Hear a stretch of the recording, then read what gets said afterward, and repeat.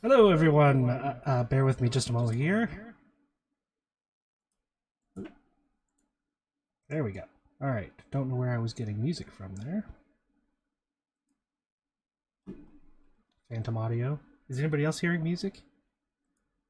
Not hearing music. Boys? No. Nope, no That's music. so strange. Hopefully the stream isn't getting this Headphones. phantom music. You look weird with the green ones on. Yeah, I know. Because they're kind of blending into the green screen. All right, welcome everyone to another episode of Winds of Earrenia. It is time to play some Dungeons and Dragons. But before we get into it, a few announcements, not as many as usual. Mostly this week, just a few things on Bold Wolf Gaming coming up. Tomorrow, our usual double feature. First, Tom Clancy's The Division with the By Zero Squad, and the entire team's going to move over at 9:30 to Red Dead Online. If you hop on the stream here on Twitch, you will be able to tell Nightbot to give you the link by typing !squad. That will allow you to watch all three streams at once, myself, Ryan's, and Eric's. On Tuesday, Fantasy Night will be starting a new run-through of... just had a brain fart. Pillars of Eternity, which if you enjoy Dungeons and Dragons and you haven't played it, you're definitely going to want to check that out. The game, both in lore and playstyle, is very similar to Dungeons and Dragons. And then we repeat the Saturday schedule and on and on. Ryan, what you got going on this week? Hear me? I was gonna say I'm muted. You guys can't hear me. The same stream as usual on Saturdays. I'm going to be starting to stream Destiny 2 on Mondays and Wednesdays. And just bought a Switch, so if anybody wants to let me know what they might like to watch me play on the Nintendo Switch, feel free to send me a message. All right, fantastic. Just noticing a little bit of an issue here. You seem to freeze up every time I don't have Discord up. Fantastic. All right, well, if that's everything, let's go ahead and get into tonight's session of Dungeons and Dragons. Last time, the Regulators arrived at Fort Solace to head off the elder vampires that were heading there from the Realm of the Dead. When they arrived, they found the Soulless Templars, a group of people dedicated to protecting the mortal realm from the danger of the stable rift to the Realm of the Dead just beyond their walls. The Regulators warned their leader of the impending attack, and after a conversation with the second in command, realized that they were most likely bringing an army. And in fact, when midnight hit, after a bit of preparation, the Regulators were faced with an army of undead attacking the wall. While they held their own against the army, eventually a battering ram with an explosive device ran into the gates, and three dark blurs rushed into the wall tunnel. They looked down into the courtyard and saw several Templars slaughtered in the blink of an eye, with barely a moment to see what was doing it. And when the three blurs stopped, they spotted the three elder vampires that they were looking for, and they began to head down into the courtyard to fight them. So, without further ado, let's get some music going here.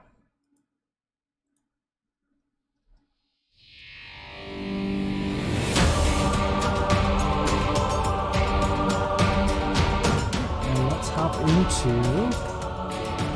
Tabletop Simulator. If I could have you guys roll initiative, please.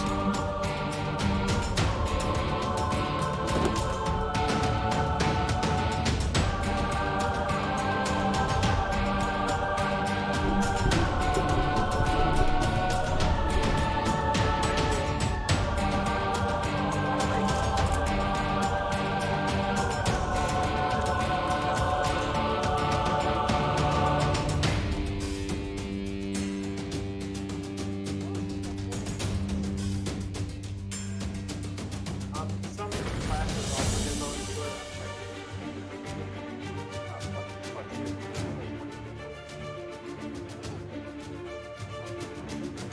And Zuko. Zuko, you're muted.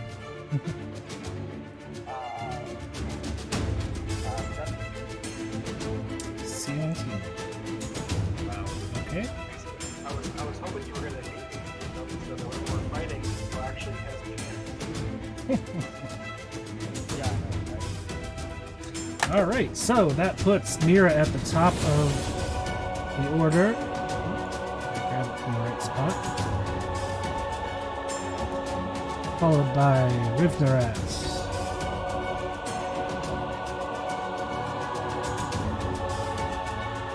Welcome, and I have a typo in your name, sorry.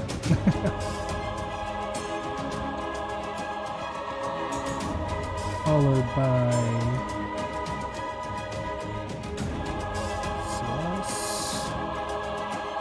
Suko, the unnamed ranger, Kronzoon, Callum, and Nelia.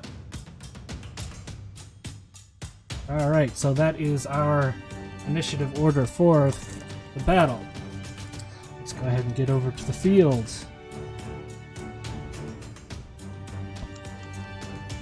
Alright. So, when we last left off, three were perched on top of the three walls and were on your way down. Mira, in the movement that you announced on your first turn, you would be able to reach the ground and then some, probably about this far with your 60-foot movement, which puts Rivnerat and Kronzoon in your range. Zuko, you are on the flying carpet, and with the movement you announced would be down to about here. Malcolm, you with the movement you announced for your first turn, you are going to end up here. But of course, remember, you are in the process of fixing your pistols, so you will need to be taking attack actions this time around.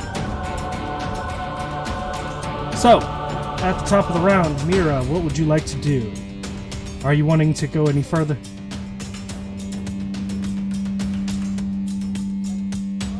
Were you wanting to go any further than this? You're well down the wall. You could even touch down to the ground if you wanted, or you could stay hovering.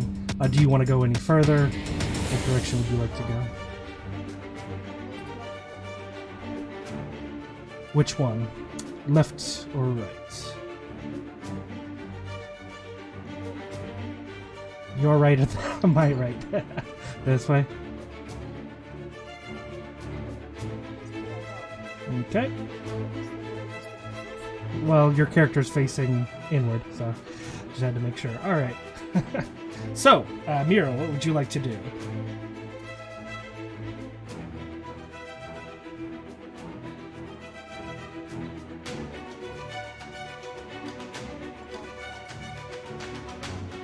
At point blank range?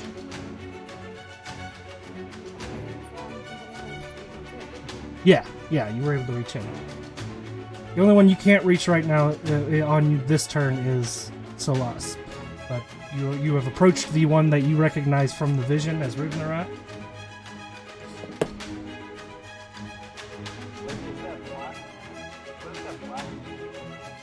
This? Actually, this is really cool. Watch. Let me click. There's you.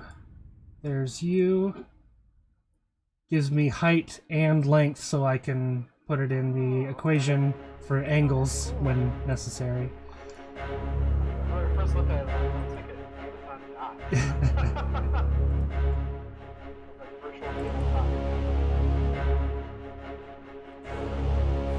Alright, so, Mira, what would you like to do?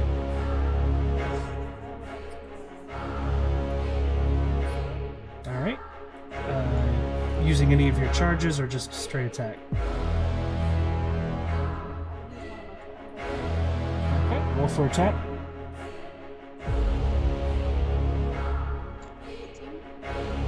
18 is a miss. So, Mira bamps out her wings and dives down the wall, almost like an archangel, just coming straight at the ground. Sword pointed forward, but when she gets to the ground, Rivnerat turns in her direction and manages to dodge out of the way of the attack in a very inhuman way. Second attack. Hold on. Volatile mode. Did I open it? Did you? What did you roll? I rolled an 18. Oh, no, then you probably hit.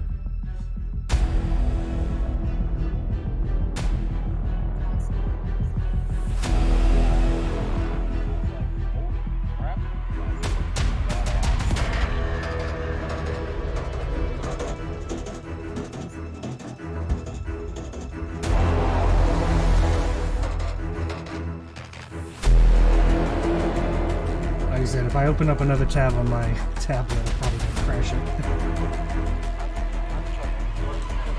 Or attack bonus for longsword.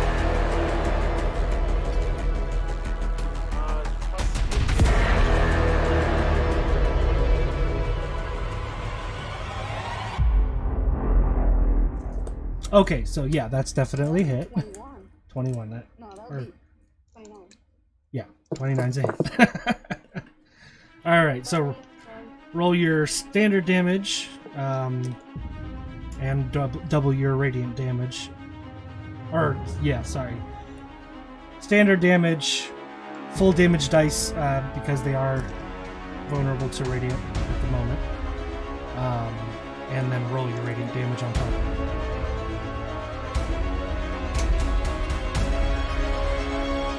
Plus 2d10, right? 'Cause radiant damage is 2d10. Or am I'm thinking Firebolt. Nope, sorry.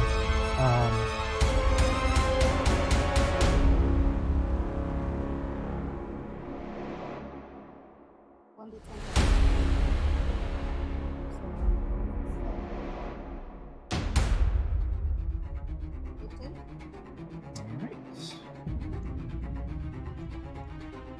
Alright, so Mira's first strike does make purchase, slicing down the side of his torso, the wound briefly glowing with radiant light.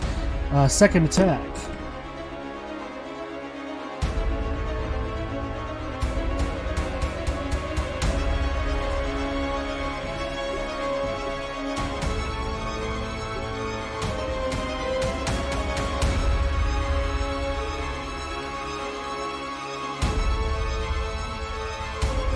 Does hit. You still using your last charge? Or wait, No. there's a second charge. Okay, yeah. Alright, so straight damage. Just straight attack. Alright, the glow dims on Mira's sword as she strikes a second time, doing how much damage? 7? 7 points. 7 plus 8, so that would be 15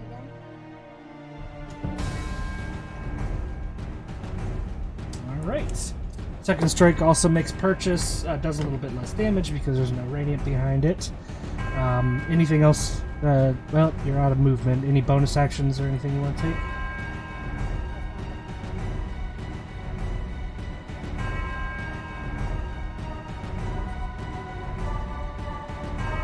Well, there's also, you can select a specific segment called bonus actions to see if there's anything in there. Under actions, either you have like all or attack or action or bonus action, reaction.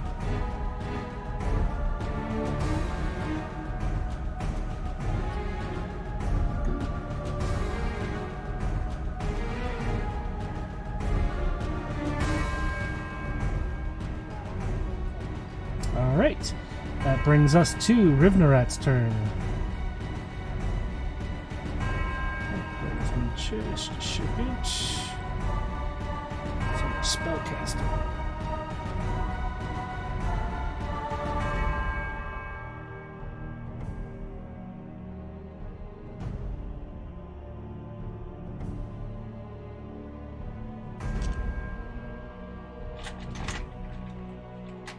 Alright, Mira, I need you to make a dexterity saving throw.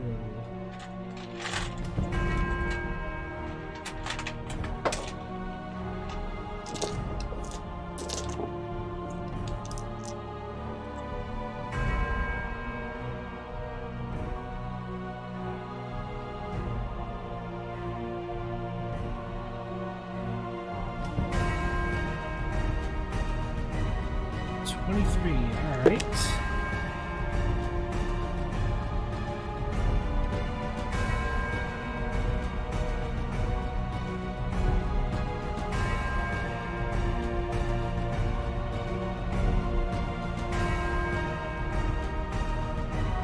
All right, so Rivnerat points his finger at you, and you immediately feel the impact of the hits that you made on him coming back at you in the form of flames that hit you and then surround you for a brief moment. You manage to shake it off, but you take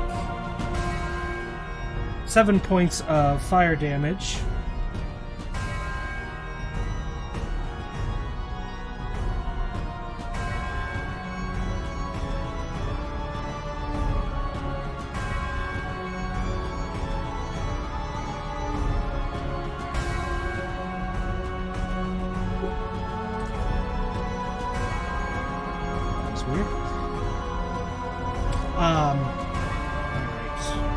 I'm not too familiar with running spellcasters at this level.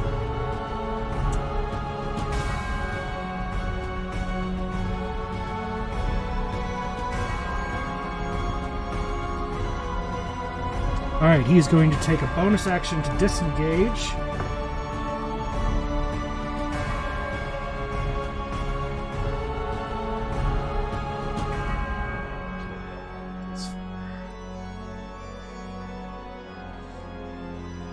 Step away. Alright, so that brings us to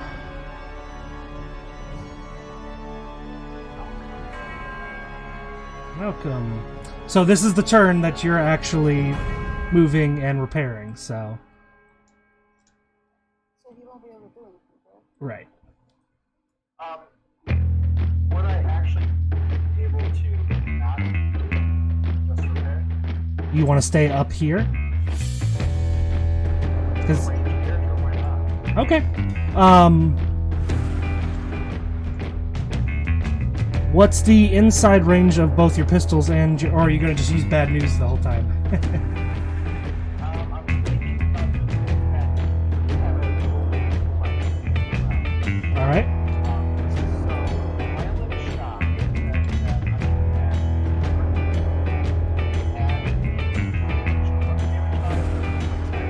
Okay.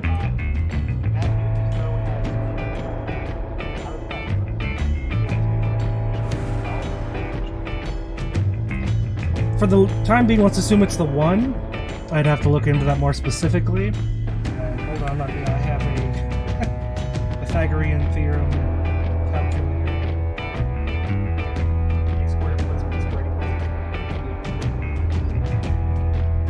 I'd rather not have to sit here.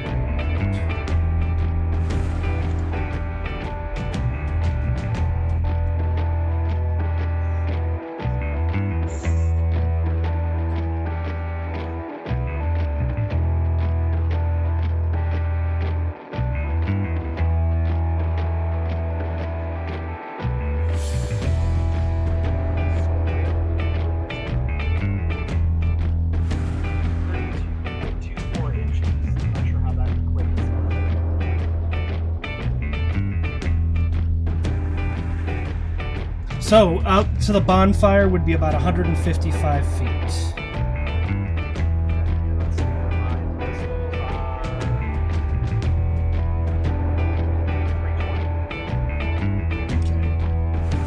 So I imagine 80 would probably be around here before the bonfire. So for the time being, they're all in range. But if any of them move beyond that point, you're probably going to want to use bad news.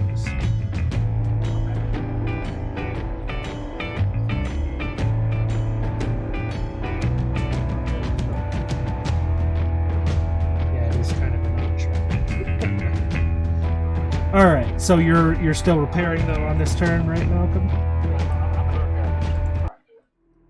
So I have to roll a. I always forget this.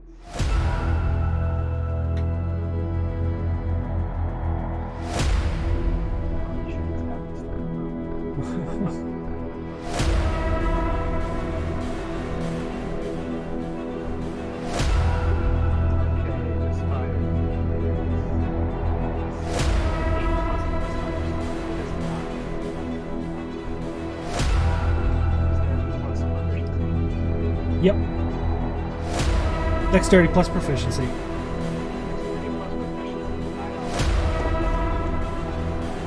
True. And it's technically it's a skill check, so you can't crit fail. So yeah.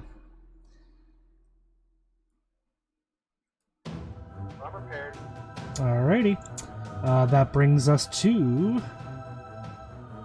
Wish there was a hotkey. I could just bring it back over to the list. But be ready for my next turn.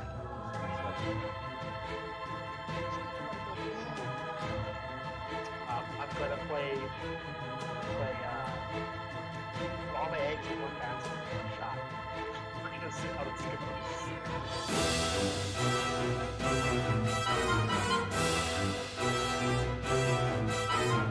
This one is going to be 9. But I'm gonna do a roll 5, 6, 12.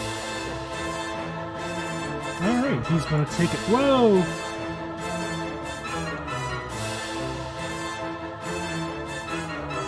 There we go. Alright, so one of the other vampires you don't quite recognize, one with long black hair, runs up to you. Miron. And as he runs forward, you see these long, almost bone-like spikes come out of his wrists to the length of short swords. Not like that. Not like that. Out of his wrists, one spike. And you can even see as he's running up, there's a hollow spot in the tip of each of them.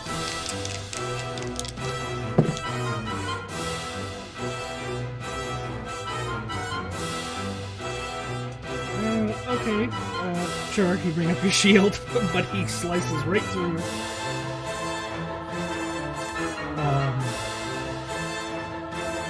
18 plus 29 to hit and 26 to hit.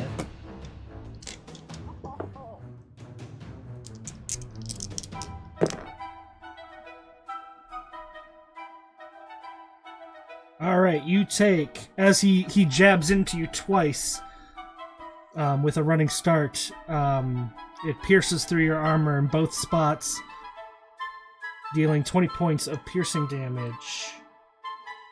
Oh my god, 20? Mm-hmm.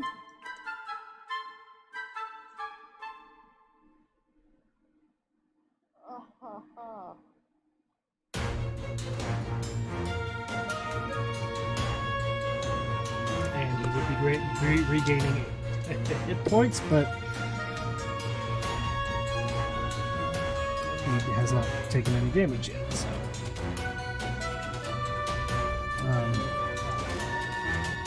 Alright. So he has done both of his actions.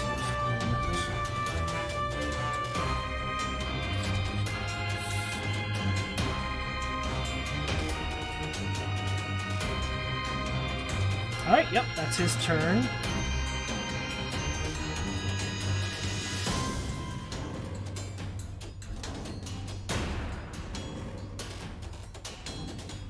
Brings us to Zuko. Zuko, what would you like to do?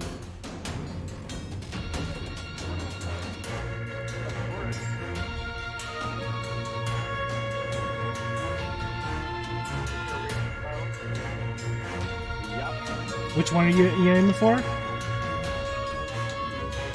one that's like attacking her up. Okay. Roll for attack.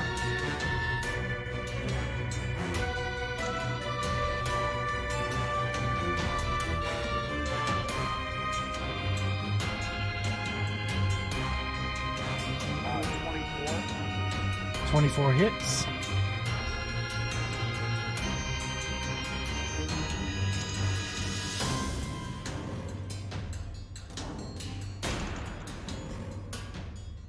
uh, 12 points of damage, and then 2 points of radiant damage. So 4.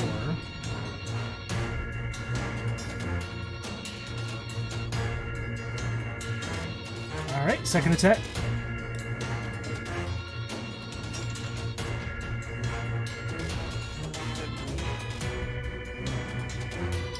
$15 does not hit. Alright, so the second arrow flies wide, but as the Zuko summons his radiant bow, all three vampires turn in his direction. And Salas, apparently so stunned by the appearance of the bow, barely even moves on the first one and gets struck. The second one he manages to dodge out of the way. Zuko, he is looking right up at you, and his expression is somewhat unexpected.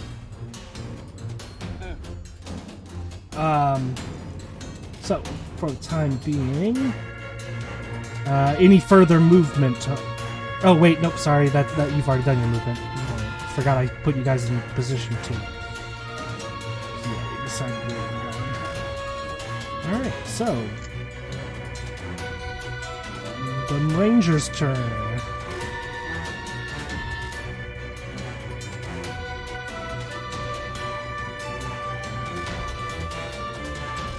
Let's see if you can get it.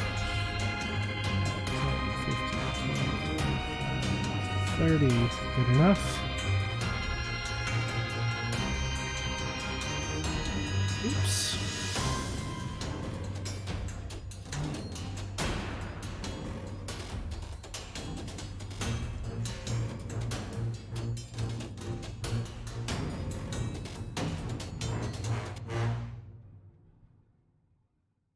Apologies, I forgot to equip a longbow on this game.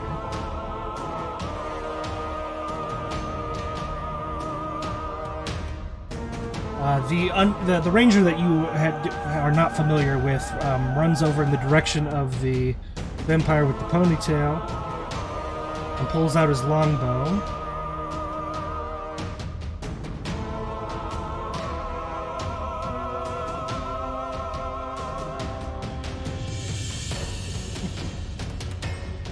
Definitely not those kinds of vampires.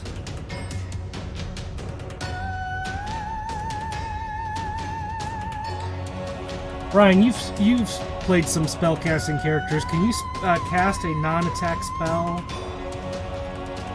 and still, like a buff spell, and still use your attack? Probably not, right?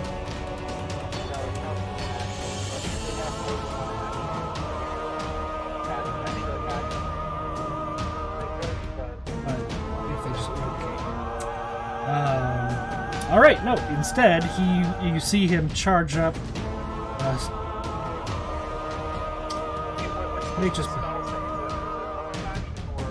That's a good question. I should have checked that first.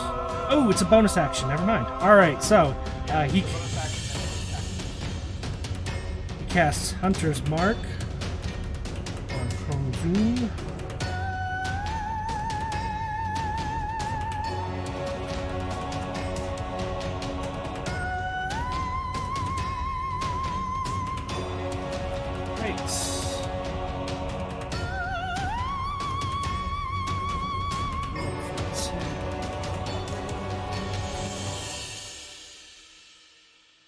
.26 to hit. That's a hit.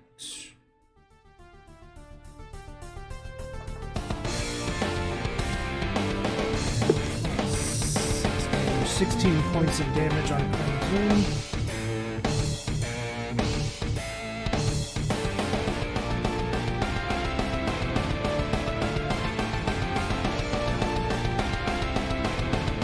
It does have an old Final Fantasy. Yeah.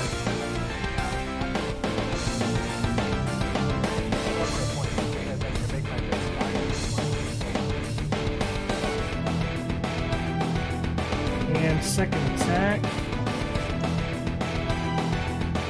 26 to hit.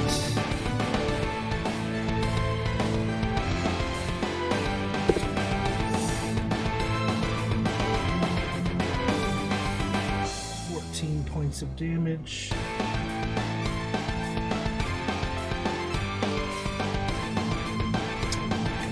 Alright, so that ends the Ranger's turn.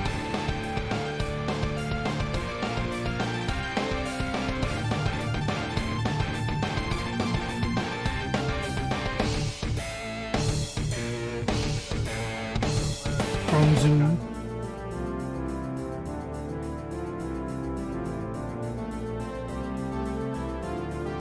Alright, Krongzun is going to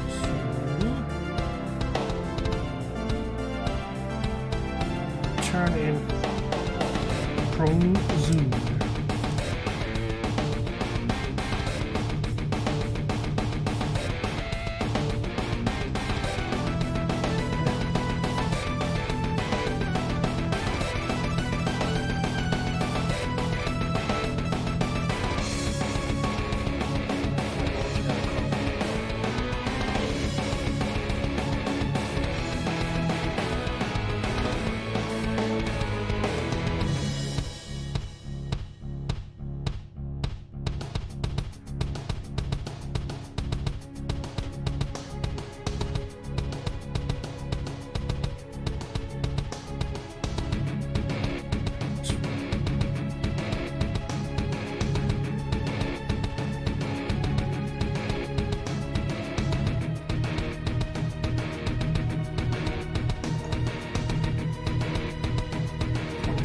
Hits, that's a hit.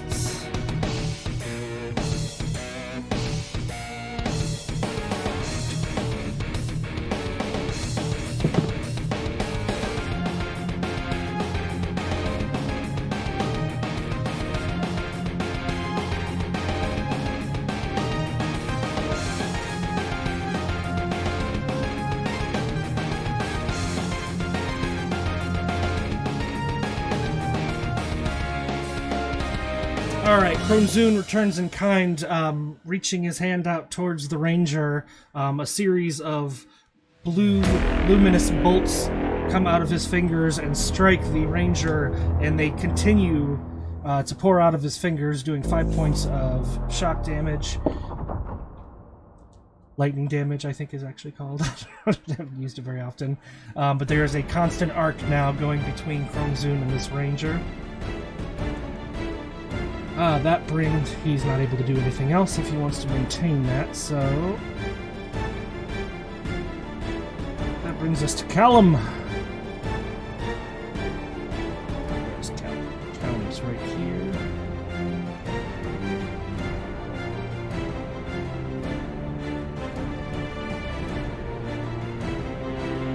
Alright, Callum pulls out his longsword.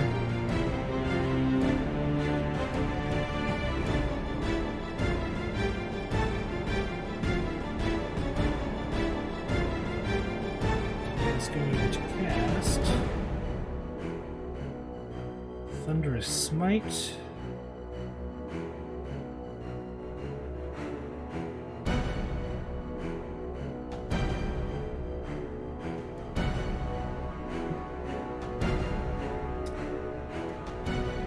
First attack. 24 to hit. That's a hit. So he does.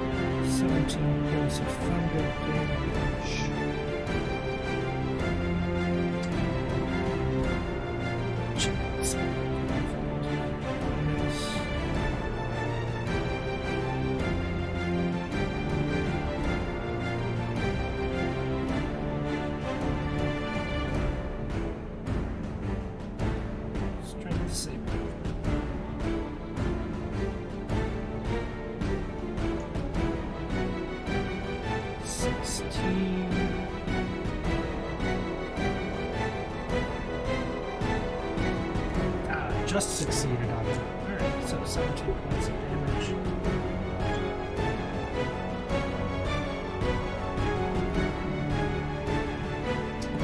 And for his second attack,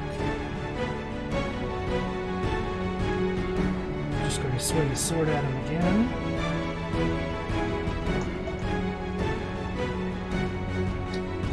Second one misses.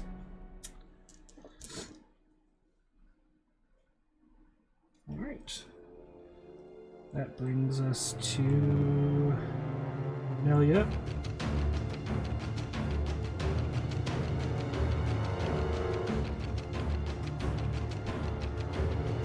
Nelia's gonna run for Rivnerat.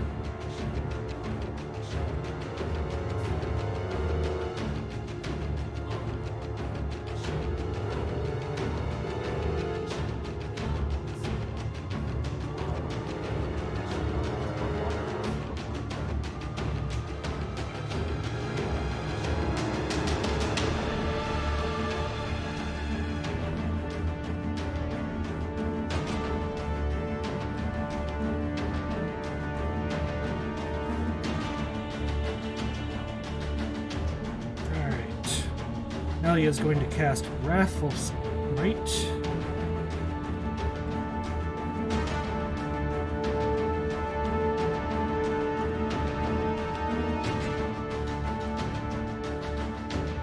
Yeah, actually, she isn't going to move all the way up. We're use her longbow.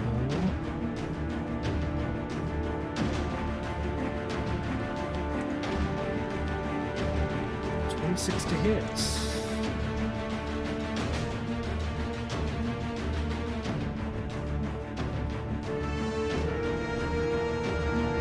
Points of piercing damage plus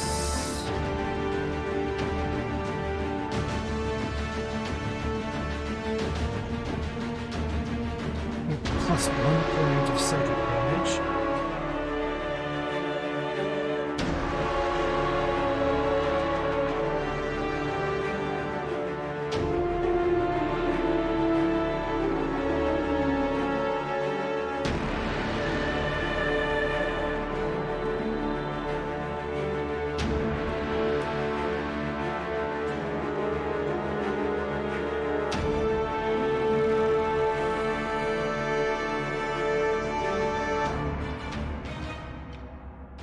Alright, so that brings us back to the top of the round.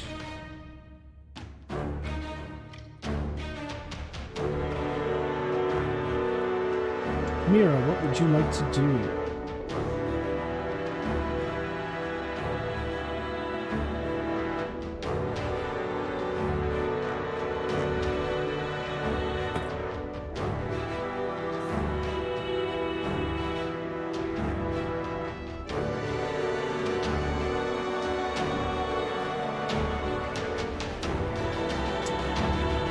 Chrome Zoom.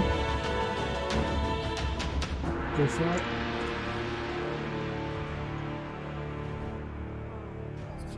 Oh. I still have my wings. Wasn't that also red? Yes, it does.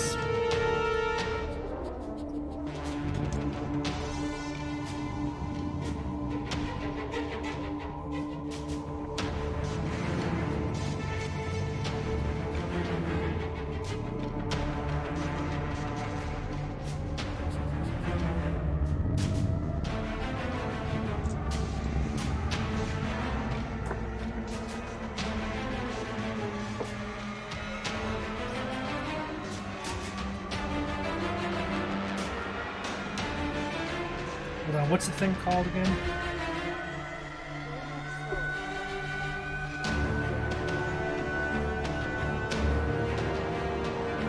You try clicking on it, right? Because there's a usually click on it to get some more detail.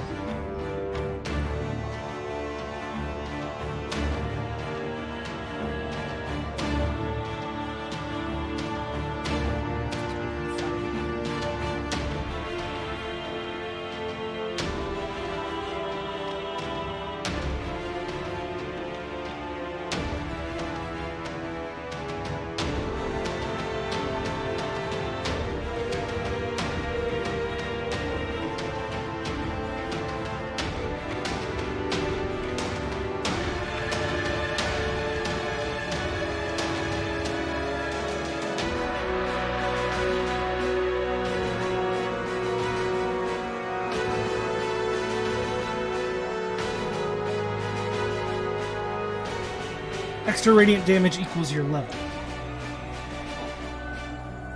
So you would... Yep. So... So basically, it would be a regular attack damage plus 20. Yep.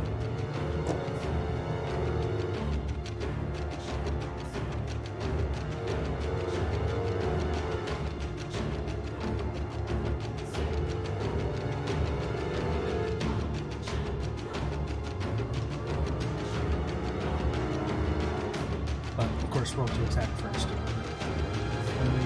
That's a hit. That hits.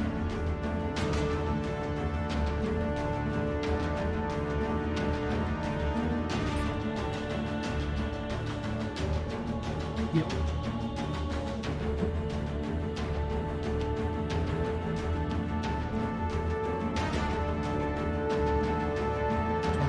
Total.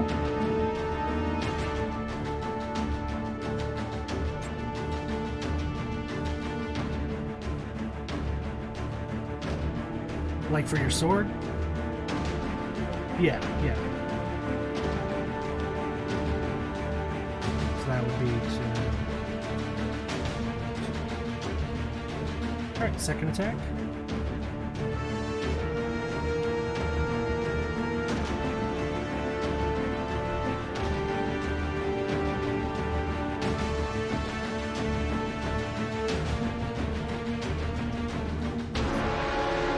Six hits.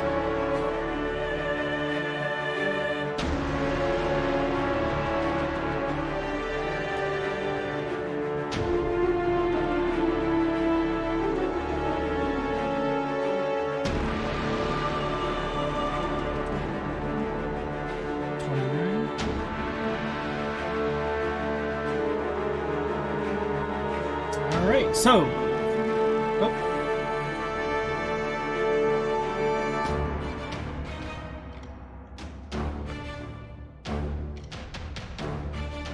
Ensnaring Strike. Can you let me know what that does?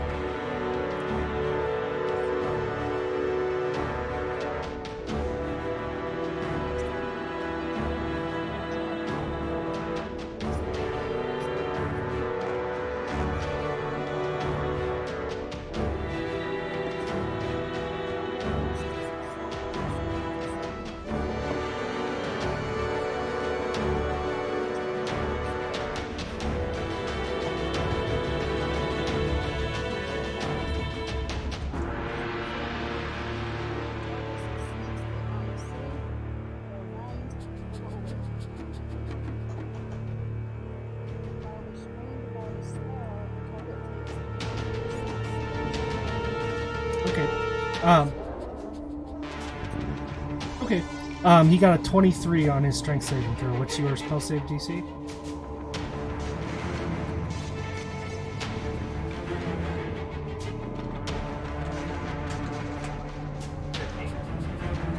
Okay, so he succeeded. What happens if he succeeds? It just withers away? Alright, so Mira takes 2 swings at Silas. He's seemingly still distracted by Zuko. Doesn't dodge very effectively, but on the second strike, as her Ensnaring Strike spell tries to take hold, he manages to snap himself out of the vines, and the spell withers away. Good move, though.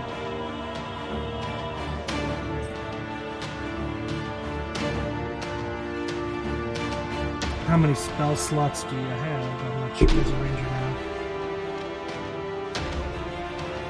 Okay, so you'd be able to do it one more time. In theory. Alright, so that... No, that's a cantrip.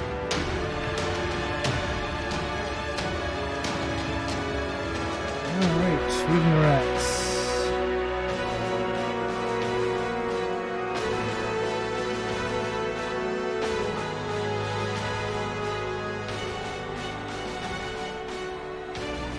Can't let all the NPCs take all the damage.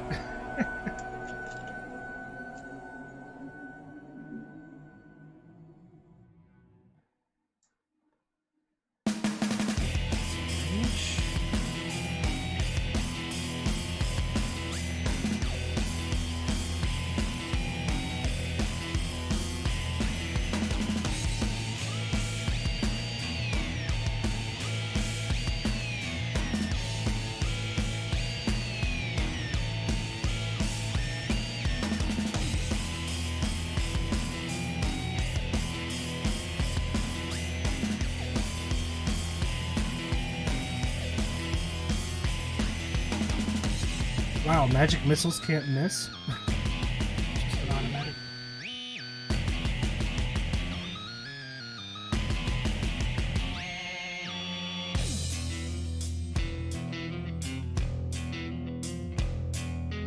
Huh, okay, did not know that.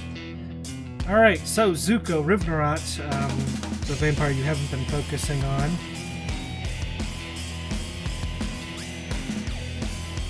Reaches his hand out towards you, and you see three spinning darts of light come out of his hand and head in your direction.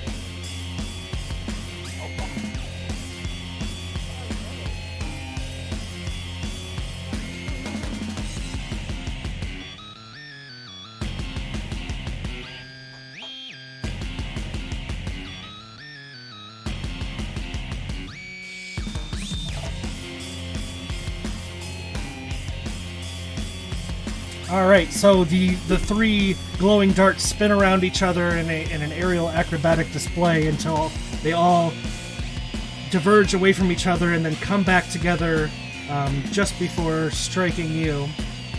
You take 12 points of...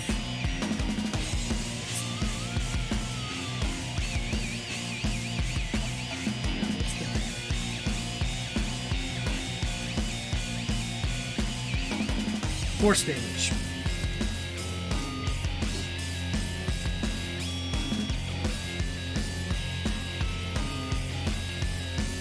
And for his second move,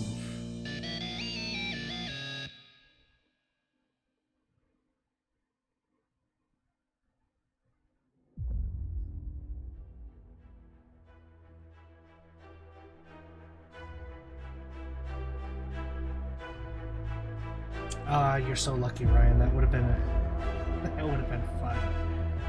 But it only has a range of 60 feet.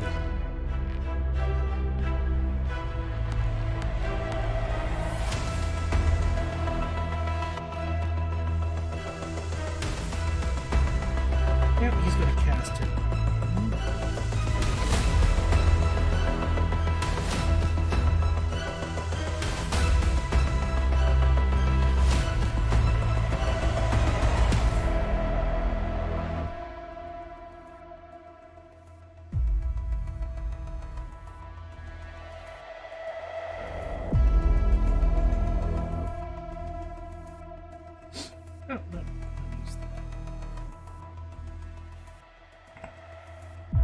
Also going to cast Sleep on Melia.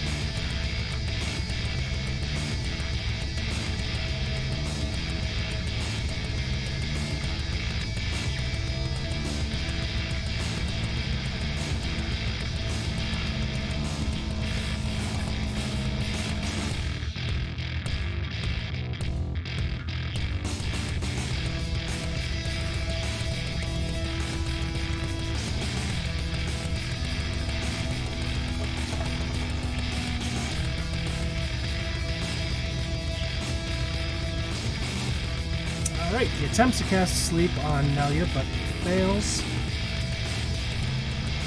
So that is his turn.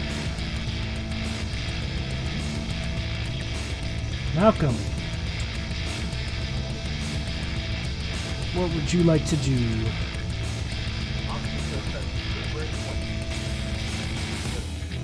Violent guy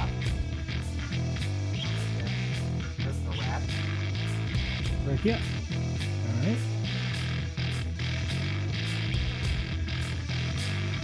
Yeah, should still be in range. All right. Go for it. Oh wait, sorry, I forgot to do one thing at the beginning of this turn. He regains 20 hit points at the beginning of this turn.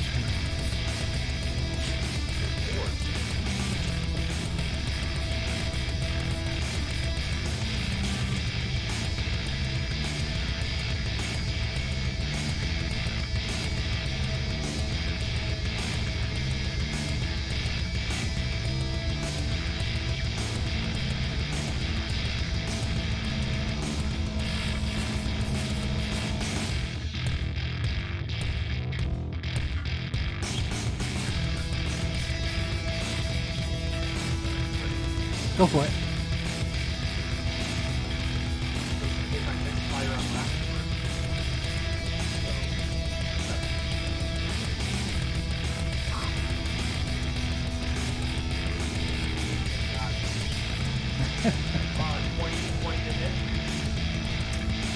Uh, 20 is what you need.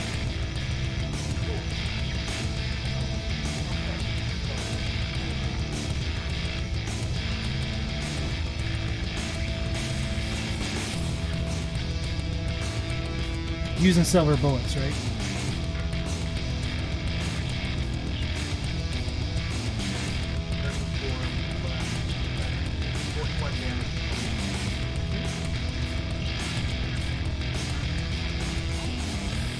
Not bad. Then I'm going to reload as the bonus action. Violent. With disadvantage, right? Yes. Yeah.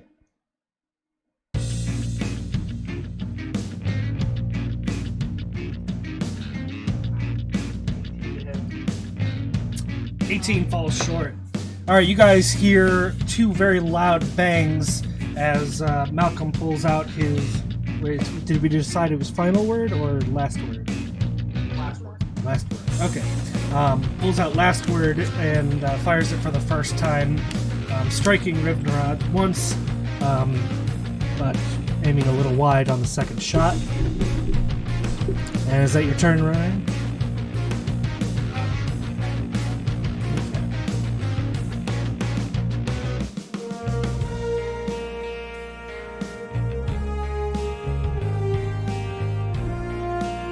So that brings us to Salas. Salas is going to take his 20 points of healing.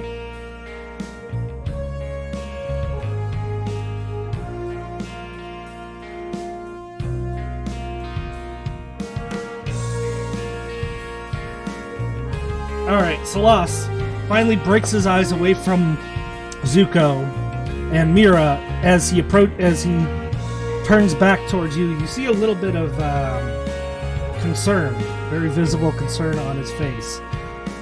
But he takes a deep breath, even though he doesn't really need to.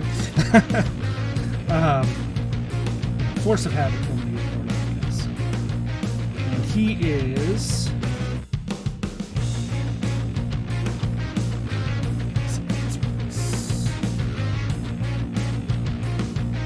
Alright, he takes one of the spikes, actually both of the spikes, that are coming out of his wrists, and he slashes himself across his own thighs, covering the blades in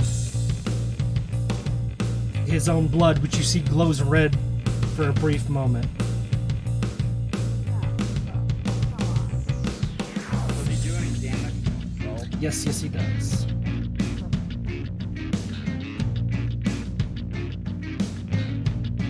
Let's see.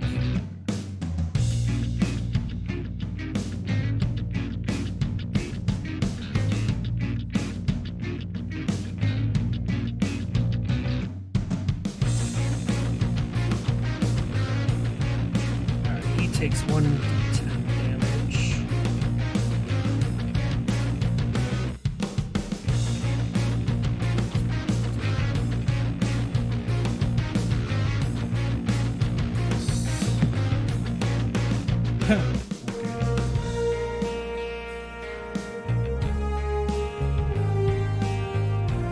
Alright, he takes 1 point of damage to invoke this blood curse. sorry, Crimson Rite. And he...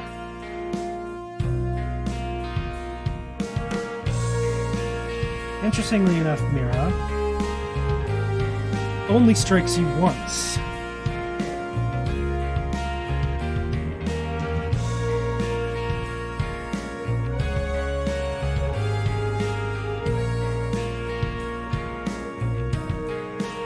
$28 to hit.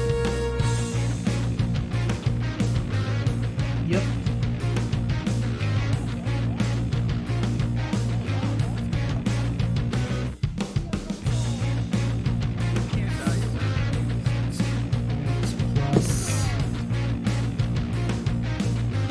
Take 6 points of standard damage plus an additional 1 from the Crimson Rite. But as he shoves this weird bone spur thing straight through your armor and under your collarbone, and in addition to the pain of it piercing through, you feel a burning sensation before he pulls it out, and he kind of gives you a smile.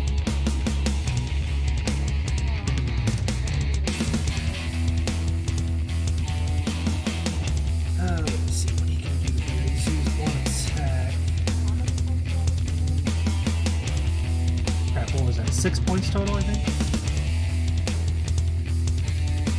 Piercing damage.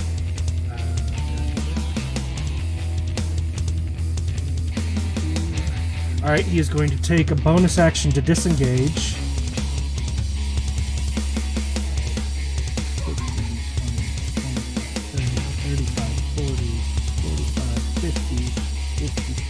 60 and runs this direction.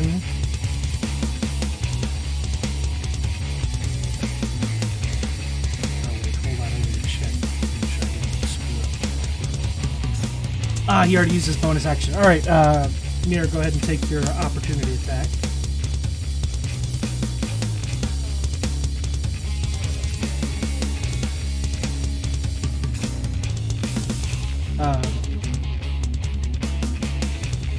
Yeah, I guess there's no reason why you couldn't.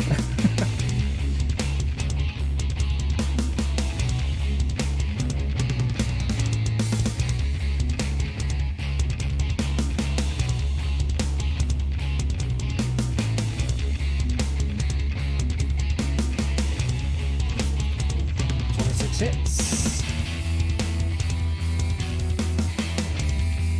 Okay, your standard damage plus 10 and 1d10 for...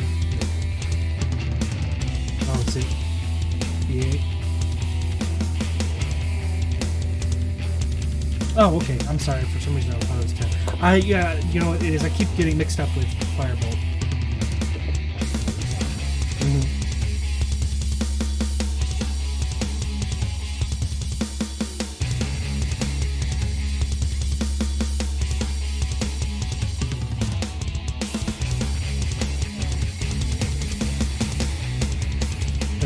Points of damage.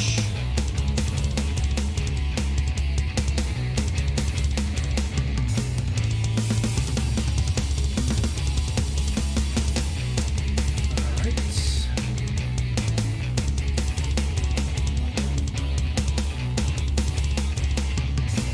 36 points of damage. But there's a butt. Yes, there's a butt. There's a butt.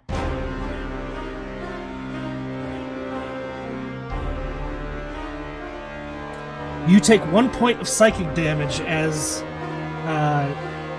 unexplainably, as you hit him, you felt a bit of emotional pain that actually caused psychic damage.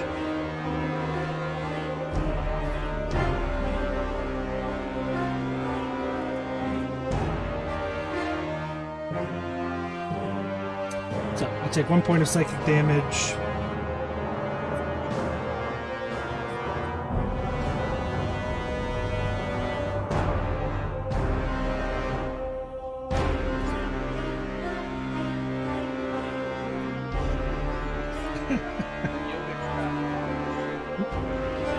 No, it only causes her damage if she's the one doing it. It's psychic damage. It's a mental thing.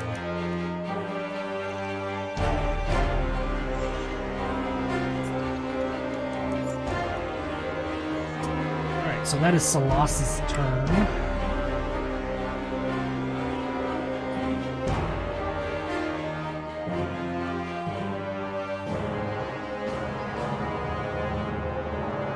I don't recall who you're talking about. Oh, you're Solace. No, this is Silas. Silas. Zuko, you are up. Alrighty.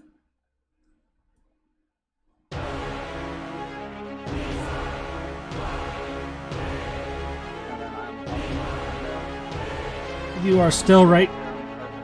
Yep, just above the lower tier of the wall.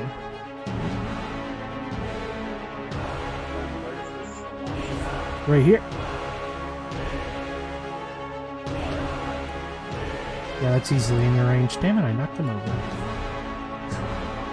Which is even more frustrating in here than it is in real life. Like real life. Oh, when we're done, I'm flipping the table too, just for the fun of it. Uh, 26 to hit, that hits.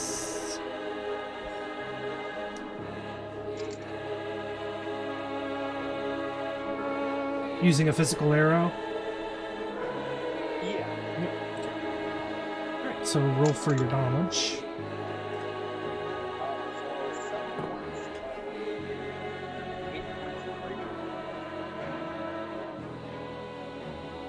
That's with doubled, right?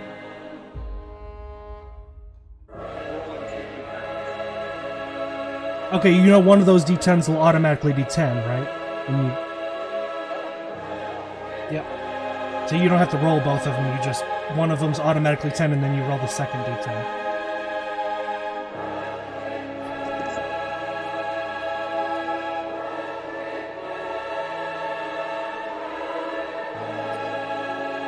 So standard damage was 8, right?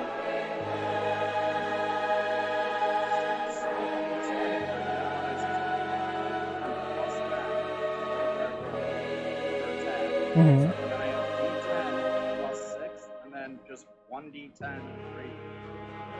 Right, but because they're vulnerable to radiant damage, you automatically get an extra 10.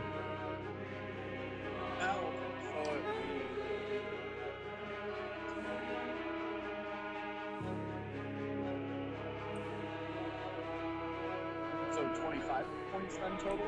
Okay. Okay. Yeah, just remember if you get a critical, or your attack does damage that they are vulnerable to, you take the damage die that damage usually does, the one they're vulnerable to. You automatically get the full amount, plus you get to roll another one. Yeah. Okay. Instead of just rolling double, because you could get a 1 and then, what good was the critical or the the thing, because you just got 2 points. So you automatically get the full damage die, plus you get to roll a second. God, okay. Alright.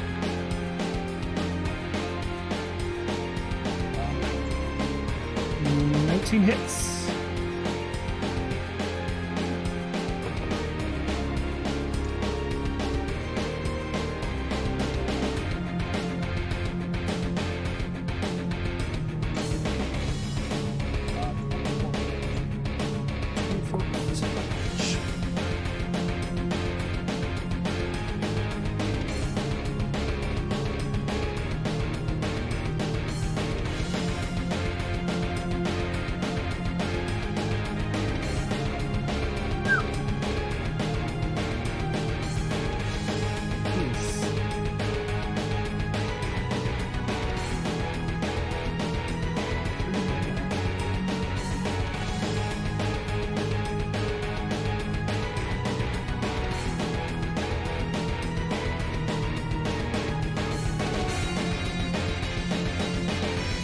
So, that's any movement for you, Zuko? Or staying perched?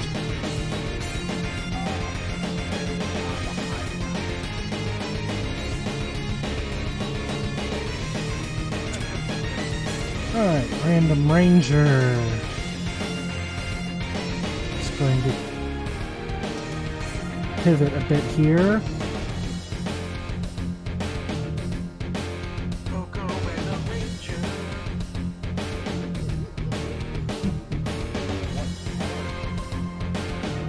Green, I guess. Green.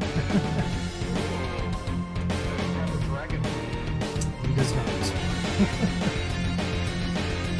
Alright, so he's going to use his longbow on June. 24 lots of hits. That's 6 points plus the extra d6 for Hunter's Mark.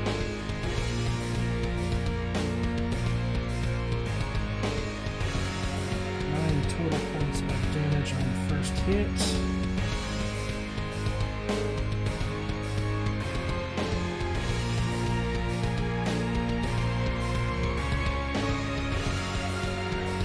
Second attack. 17. Oh wait, nope, that's exactly what I need.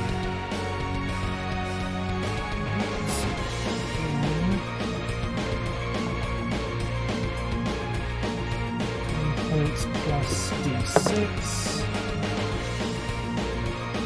That's 2.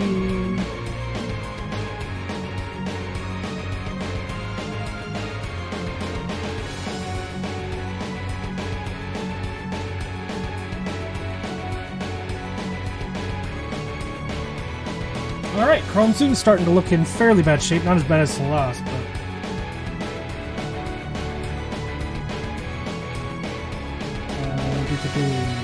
that'll bring us to...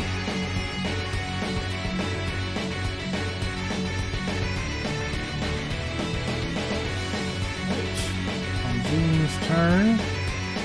20 points. Still not as good as he was when he first came through the gate. Alright, and... Yep.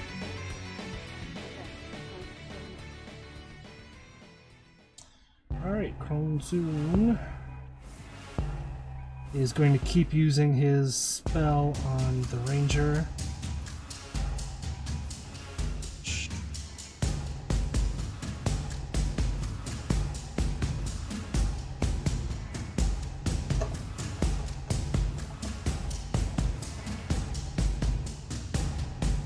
$17 points of damage on the Ranger.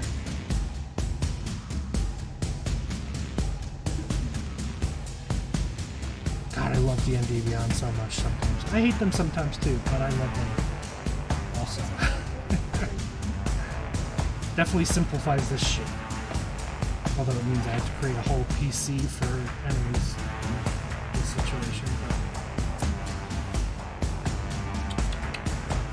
Alright, so that is his turn.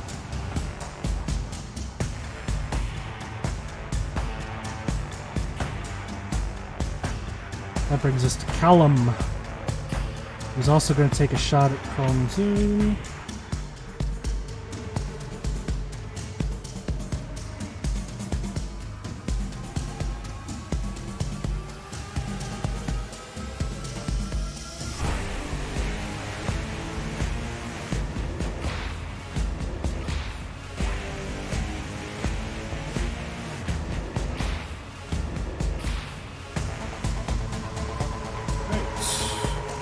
Cast Searing Smite at second level.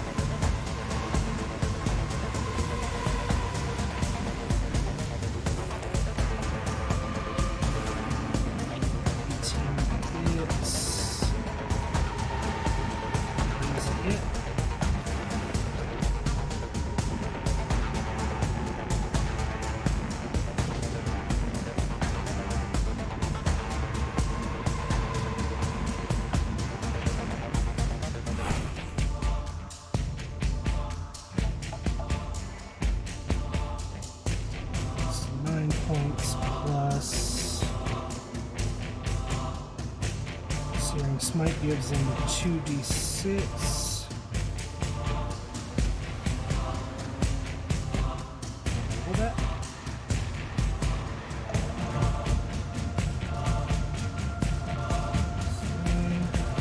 15 points of damage.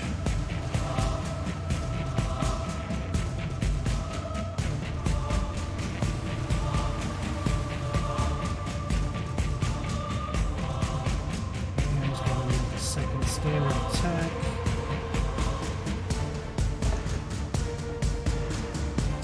$15 to hit. Second one swing by Callum misses.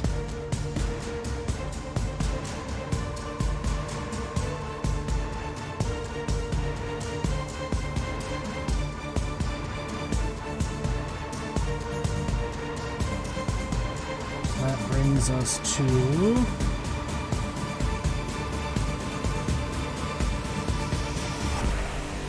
Marriott.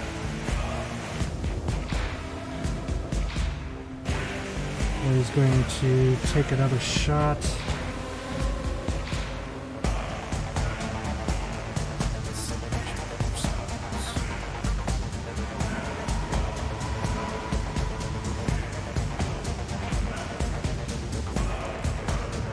Nelia's going to cast Divine Favor.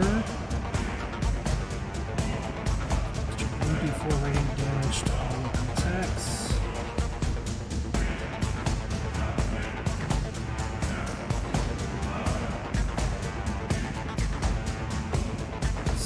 To hit, first one misses.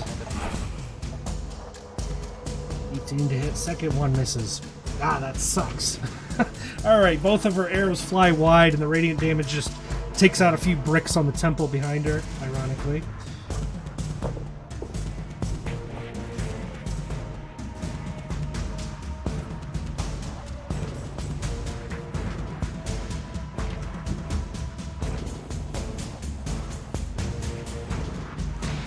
So, brings us back to the top of the round, Mira.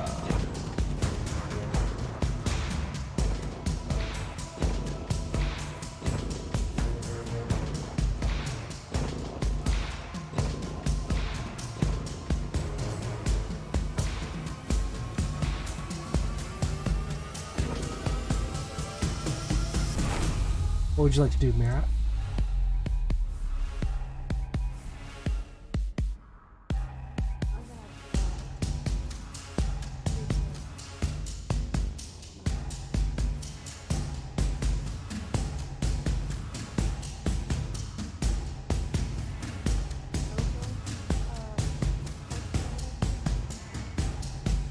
Ronzun is over here. But you have a flying feet of like 60 feet, right? 40? 35, 40. You would not get into melee range with him.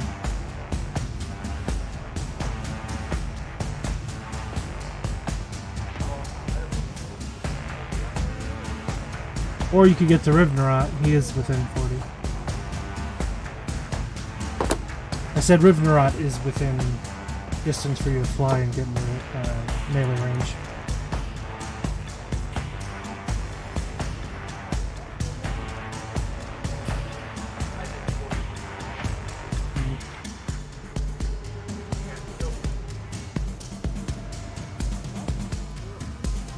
So flying, Mira flies low across the courtyard up to Rivnerot.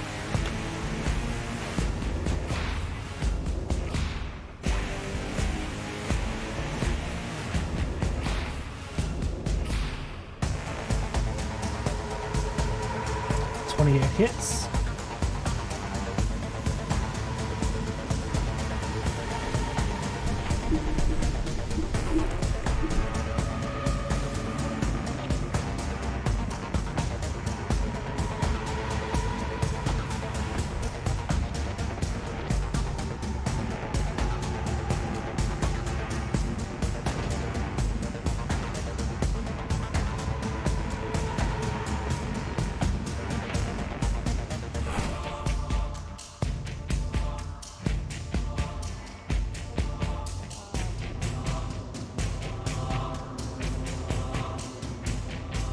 I'm sorry, how much?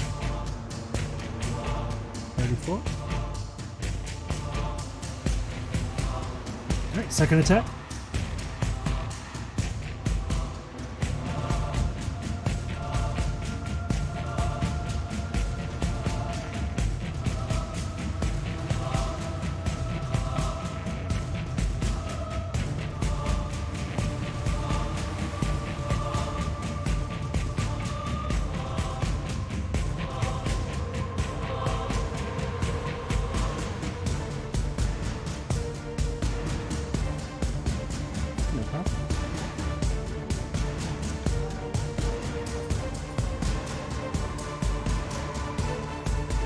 Okay. 31 hits. Okay, so nat 20. Are you using a charge or are you just using the spell radiant damage? Okay, so that's an automatic 10 for your sword. And 10 radiant damage. Actually, 20 radiant damage. No, wait, that's right, there's no roll. So yeah, 20 plus 10 plus a d10. I think I have that. It's 20 for the radiant damage, and up to 20 for damage on the sword. Plus whatever your modifier is.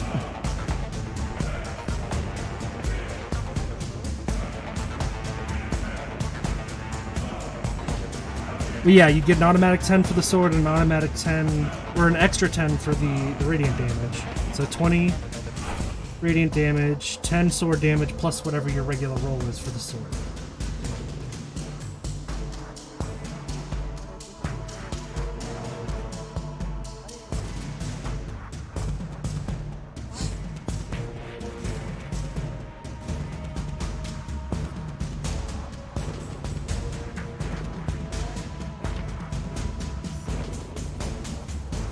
Alright, you automatically get 20 radiant damage, 10 for the sword, and then you roll your regular damage for the sword as well. So 30 plus whatever you roll.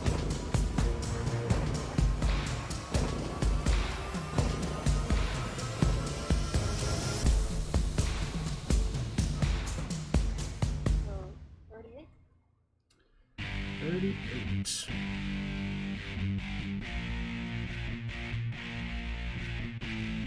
Alright. That was your second attack, right? Yeah. So Mira does 2 more devastating hits on Rivnerat. He is starting to look pissed. Salas is running with a vague air of fear about him. Honzun's just looking arrogant, but pretty badly hurt.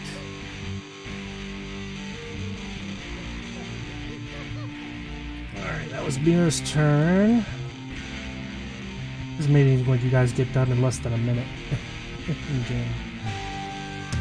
Alright, Rivnerat takes his 20 healing.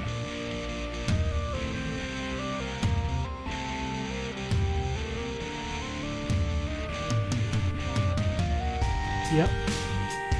I know it's a little odd feel to it. Take what you can get.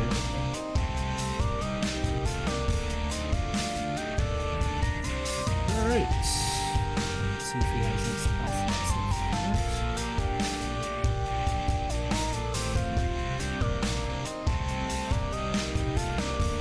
Alright, he's going to cast Hellish Rebuke at 2nd level.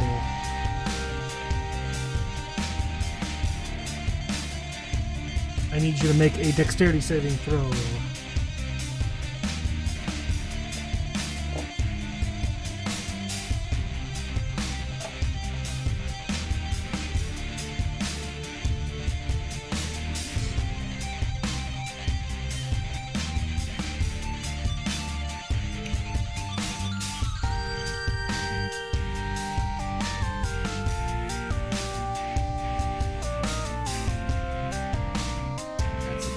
So that would be... You take 7 points of fire damage as once again the strange flames surround you in retaliation for the hits you made against him. And for his second attack...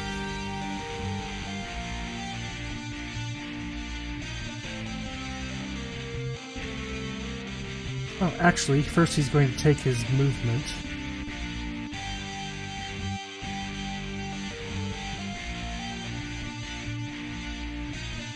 Go ahead and take your opportunity attack.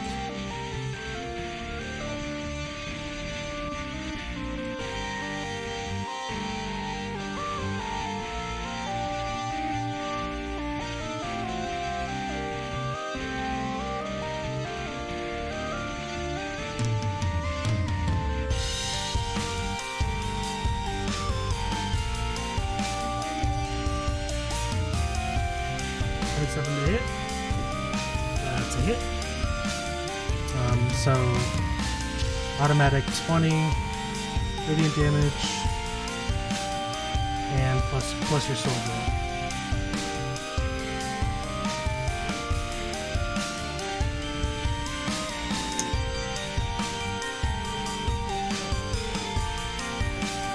Yep.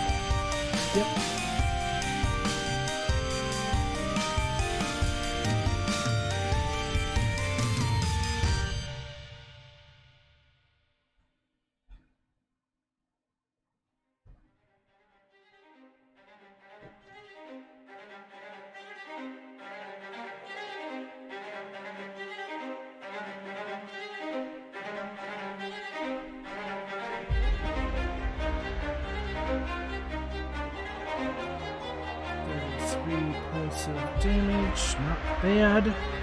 For his second attack, I am going to need to have you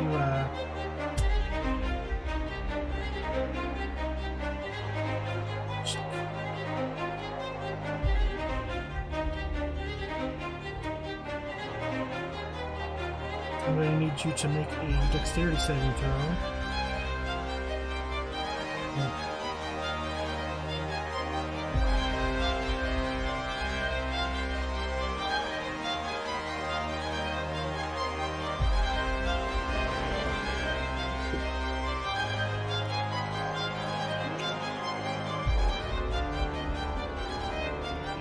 Is good. Oh, now he's going to need to make it 2.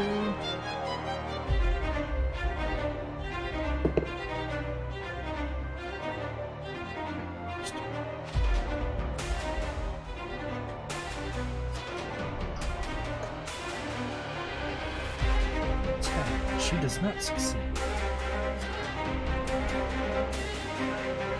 So he casts Fireball at 5th level.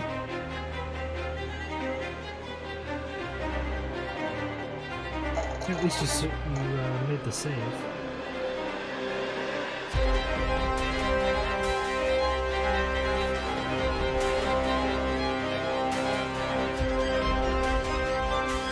You take 18 points of fire damage. Melia takes 36. It makes you feel a little better, doesn't it? I need to use my preserve life spell here.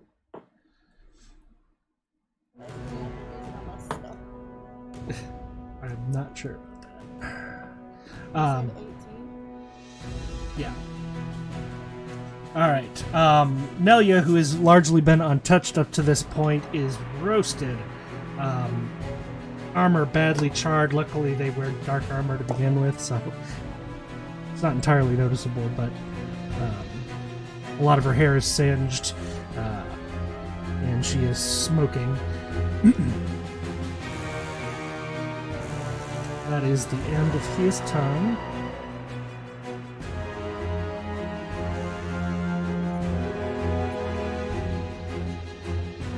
What do you mean?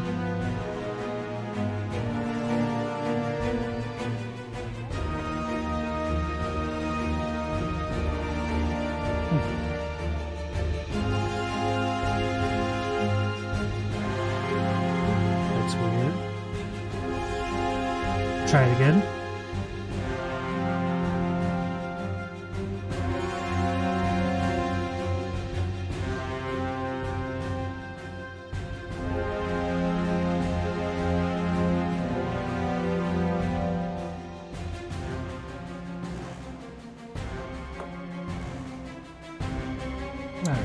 So that brings us to Malcolm's turn. What would you want to do?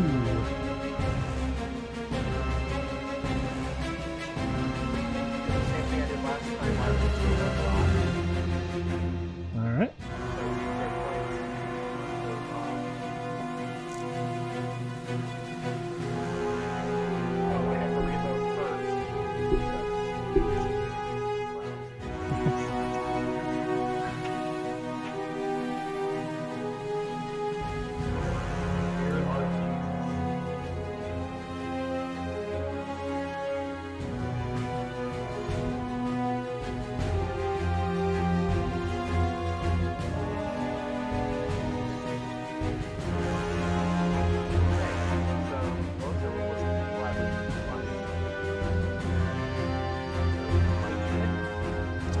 22 hits.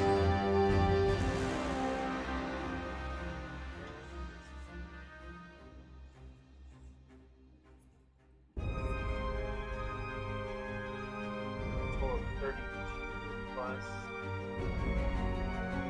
7 is 39 total. Damage. What's it? And then, am I within range to hit with my guns, or are they going to disadvantage as well? He's still within the range we determined your pistol should be able to hit. Well, before you go into disadvantage, yeah. So, for my extra attack, I'll set the second rifle down without my pistol firing. Okay. 27. Both hit.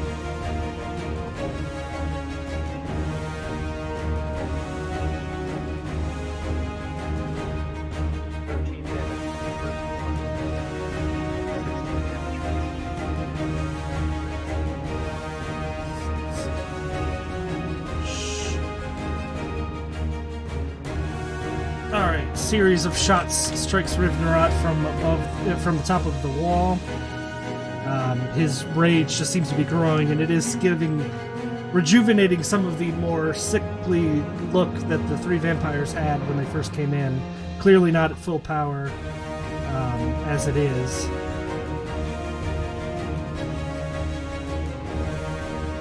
Any movement or anything else on your turn, Malcolm?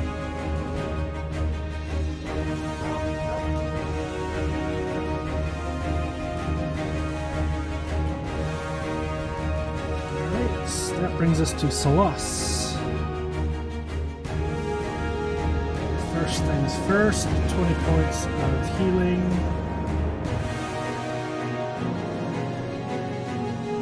Hold on a second. What are you doing down there? I'm fine. Why are you down here?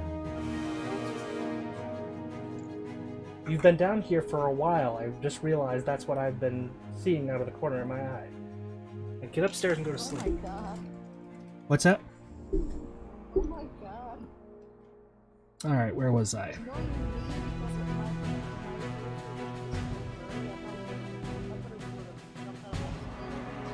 my I noticed some movement, and I felt like a breeze coming under the green screen that I couldn't explain until I actually saw pink this time. Alright, okay, took 20 points of healing there. Wanted to make sure I was okay.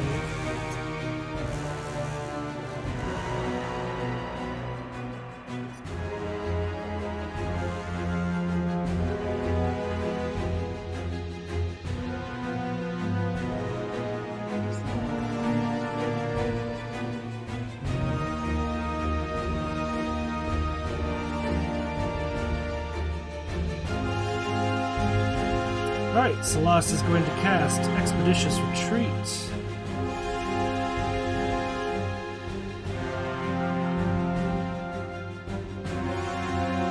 So that means he can take his 5, 10, 15, 20, 25, 30, 35, 40, 45, 50, 55, 60, 65. And as a bonus action is going to take Dash. 10, 15, 20, 25, 30, 35, 40, 45, 60, 65.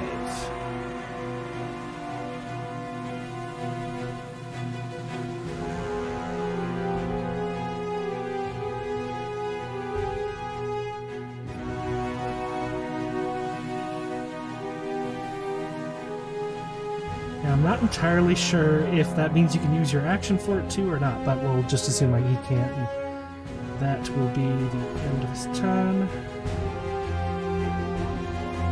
Huh? No, this is Expeditious Retreat. Allows you to take dash as a bonus action. I think yours just adds like an extra 30 feet of movement or something like that.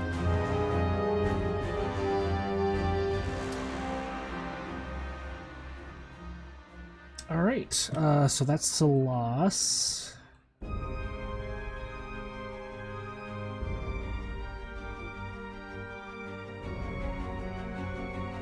Zuko, it is your turn. Ready? Oh, we know who I'm gonna attack. Rivnara. Yep.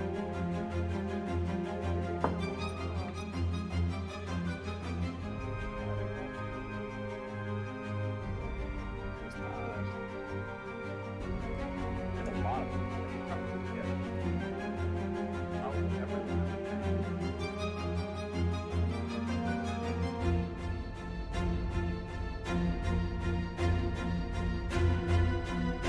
39 and 10. I guess the loss is probably still in Zuko's range. It's practically a straight line now.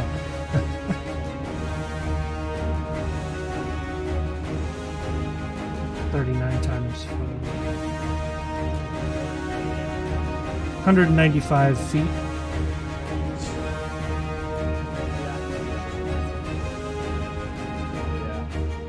Okay, yeah. He's probably good until he's probably in your range until he gets out the gate then.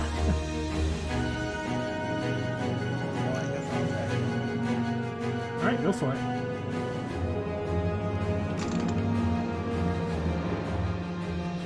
Uh, 22. 22 hits.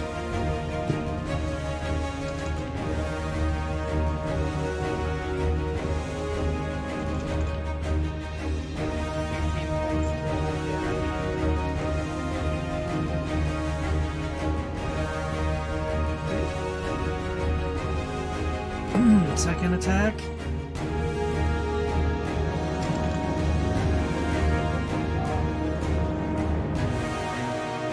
$15 to hit.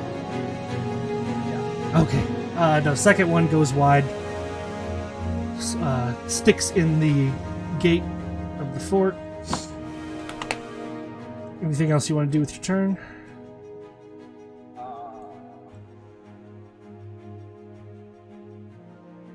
No, I think Okay. Random maybe I'll ranger. move closer to him. Okay, so you want You definitely can. now you want to go towards the ground, or you want to stay in the air? I want to All right. So you're right here, but we'll remember you're about 60 feet up. Because we don't have lifts in here. All right.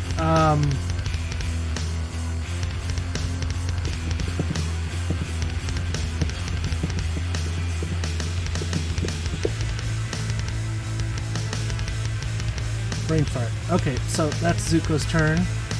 Random ranger dude.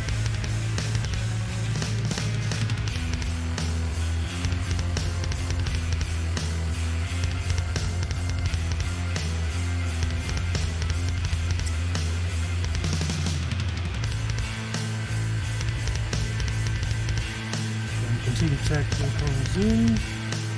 16 to hit. That's a miss.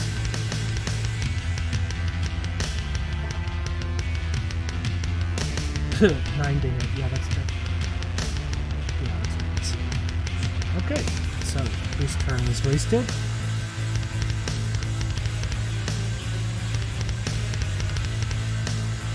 It's kind of funny how these things work out. From Zoom's turn.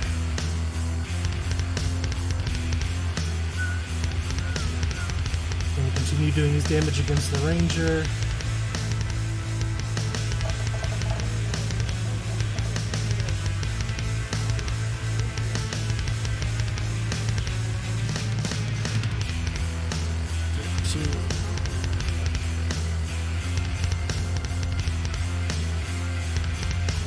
I'm honestly surprised he isn't in worse shape by now.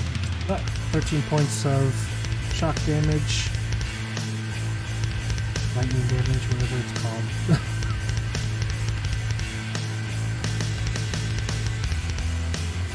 Callum's turn.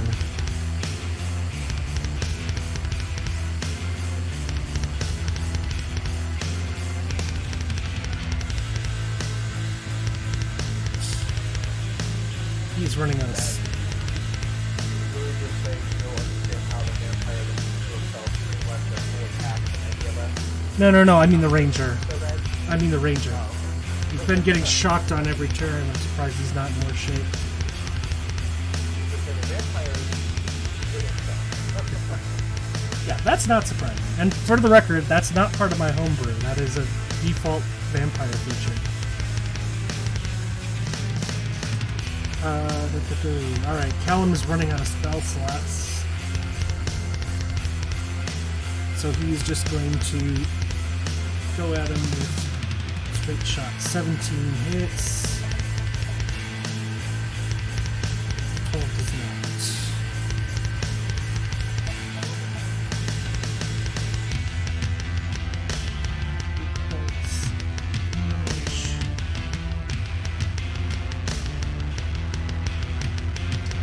Alright, that's Callum's turn.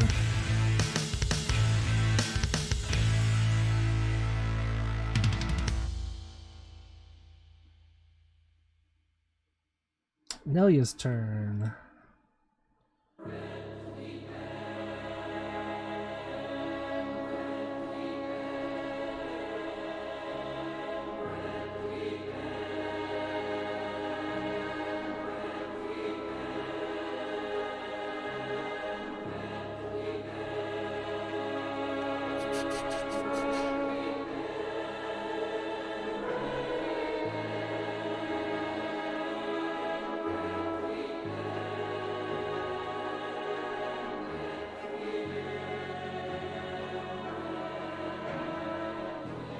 Alright, she's going to cast Wrathful Smite.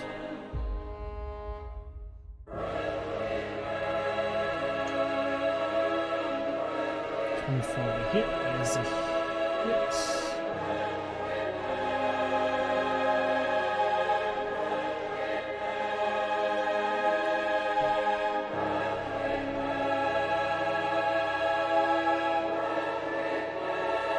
Of damage plus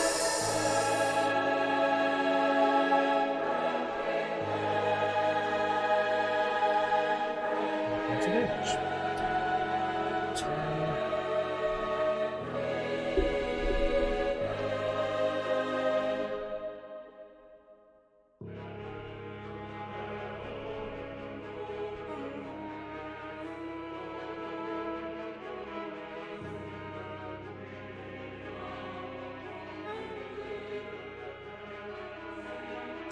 Alright.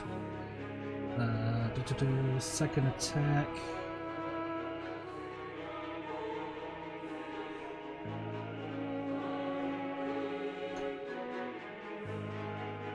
To hit. 9 damage.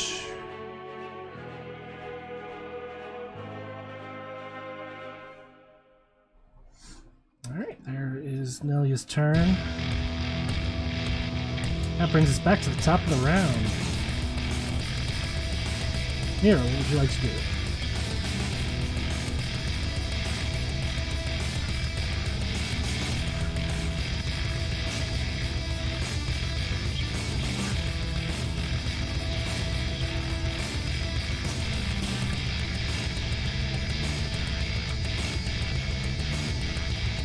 You can run up to Rivnerat. Or fly up to him. Whatever you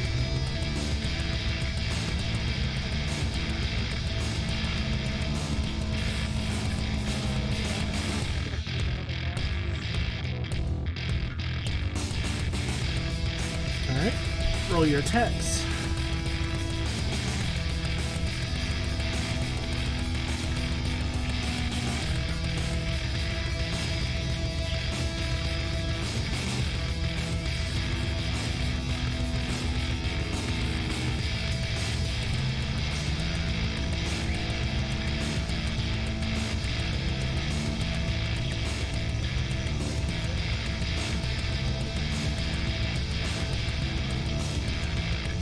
Hits.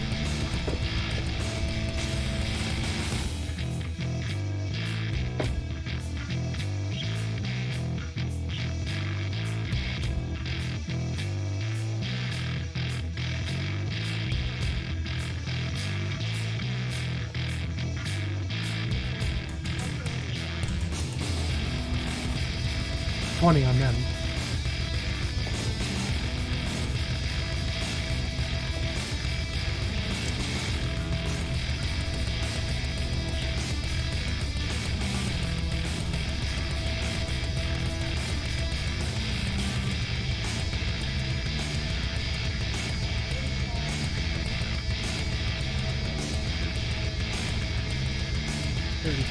Coming up. Second attack.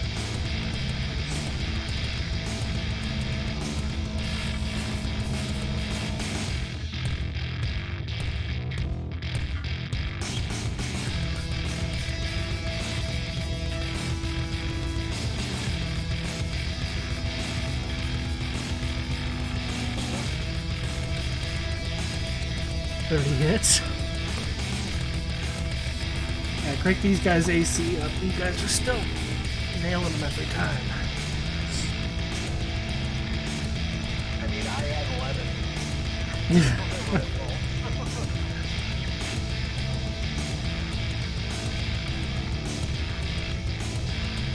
So that's not going to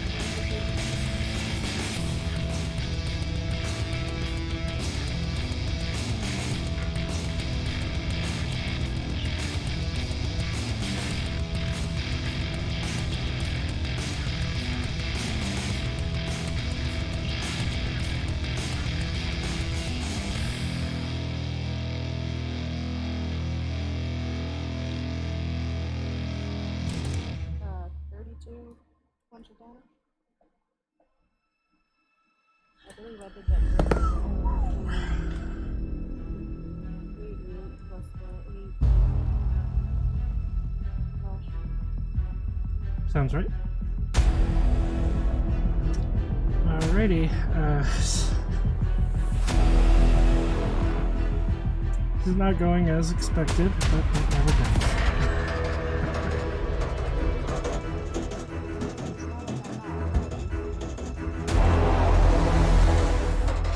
Alright, Riven the Rat gets 20 points back.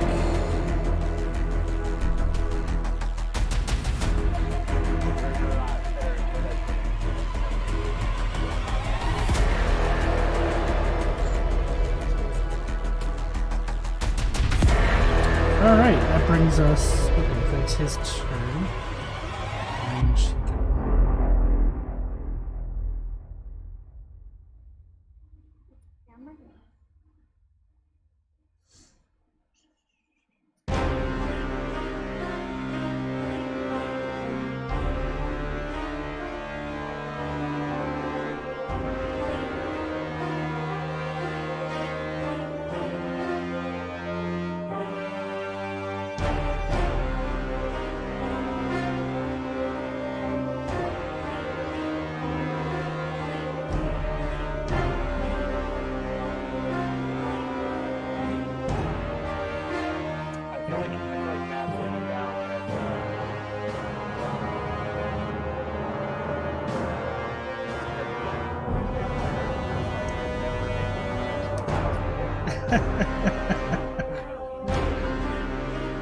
I gotta learn to be a spellcaster myself. That is one of the hardest things to do, even as a player.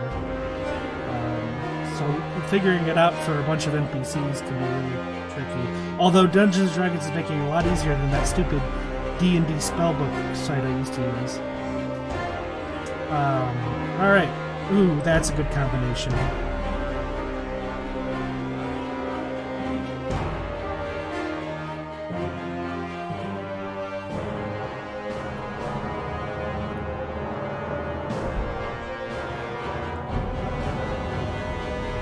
Alright, so first,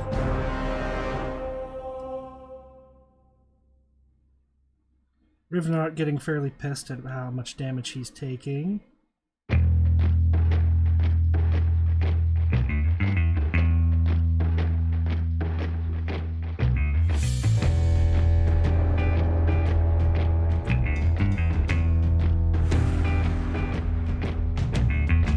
to cast Darkness.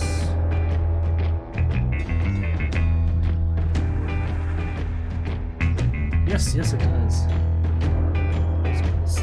Alright, so, one moment you're striking Rivnarat Mira, and the next you suddenly can't see at all. Even the light from... Wait, let me double check.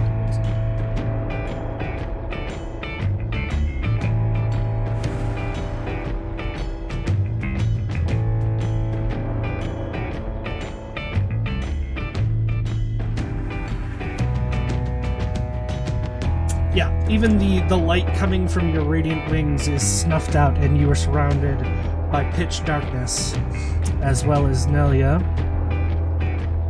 And as a bonus action, he is going to cast...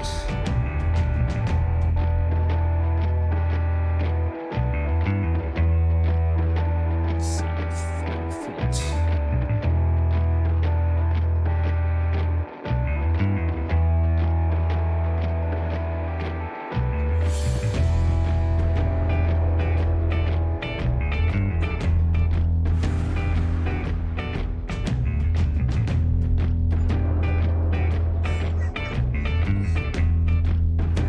Alright.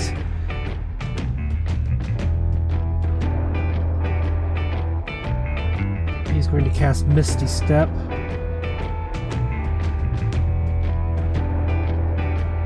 And then, of course, he still has his movement left. Oop, grab the right thing, please.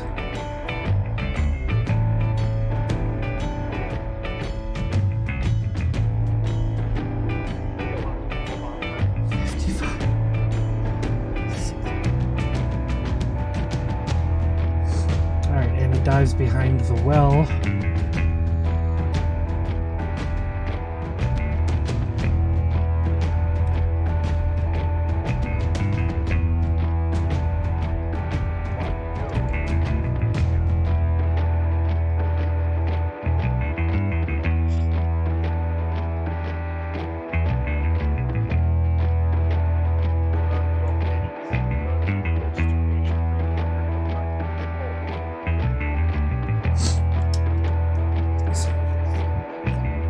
That is Rivnarat's turn.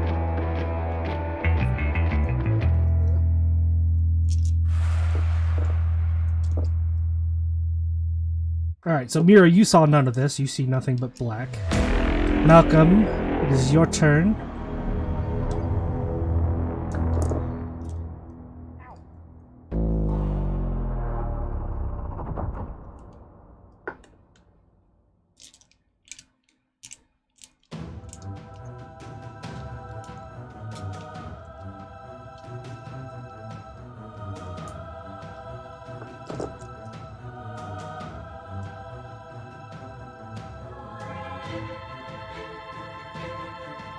What would you like to do?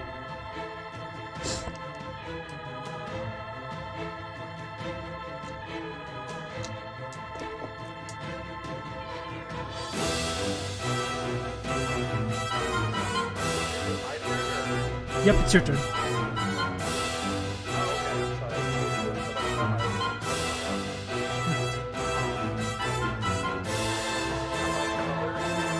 Yes, yes, yes.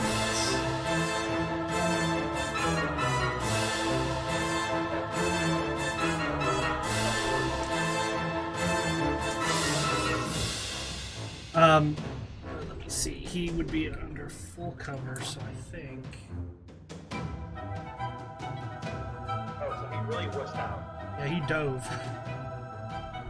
Yeah, full total cover cannot be targeted directly by an attacker spell. How far away is He, let's see.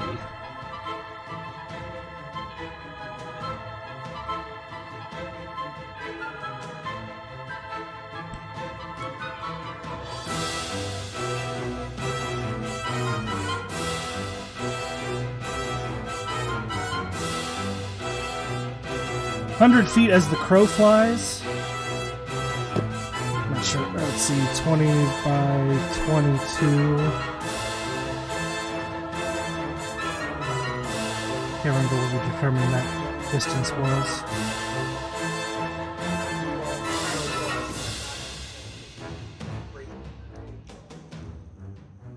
How large of a blast?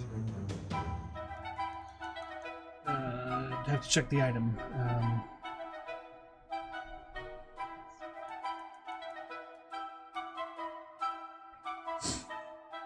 But yes, I can't remember. How far can you throw it? 20 feet? Has a 20-foot radius. You can throw up to 60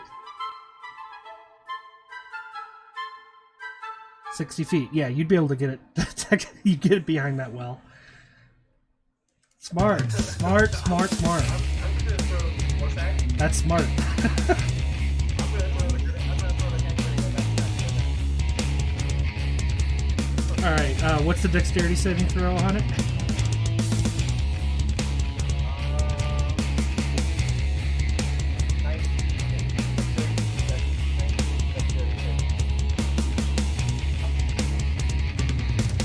Holy shit! 30. So what damage? How much damage does he take? 6, 12. Okay, so roll your 60-12 and then we'll have it. I think also there's also 3. so 1, 4 plus 5 damage. And you take half if you succeed the throw, right?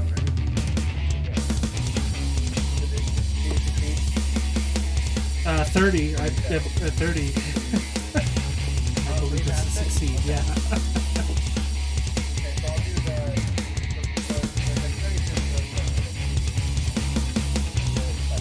Okay.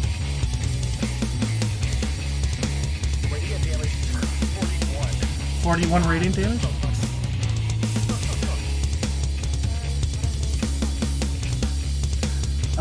Ryan threw his radiant grenade. Rivnarok passed the saving throw with 30. It would have been... How much would it have been? And then Okay, so okay, 8 damage first. And even though he succeeded, actually, now that I think about it, he'd take the full damage because he's vulnerable. So how much was it? 41. Christ. Alright, he is getting worried. As is the DM. Okay, so that was one attack from you. Well, I can't hit him.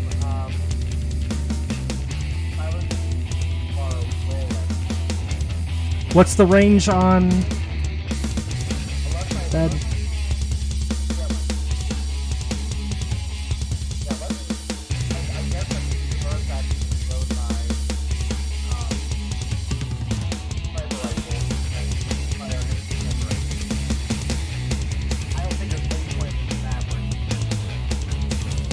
Probably not.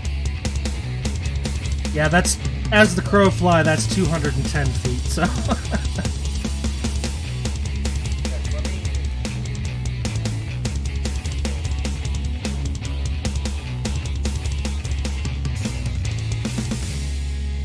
So 18. That's enough. Wait, yeah. 17 damage. Kind of out of how low I was. Ooh.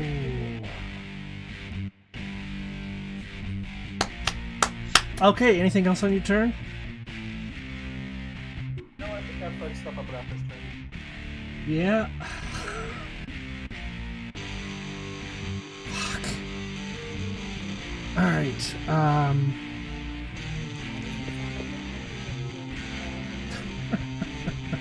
feel like that's now what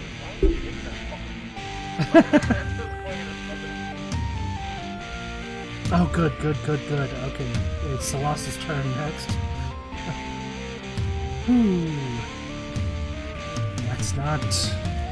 That's not a good margin for error, but...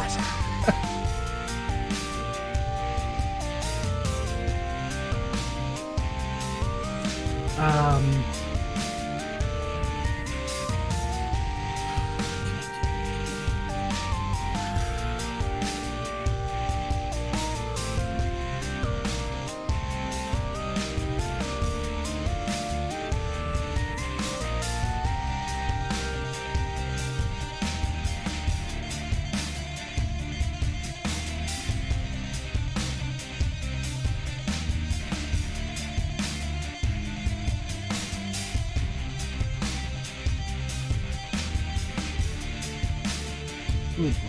Alright. Let's see how much movement he has left. This thing's not actually there.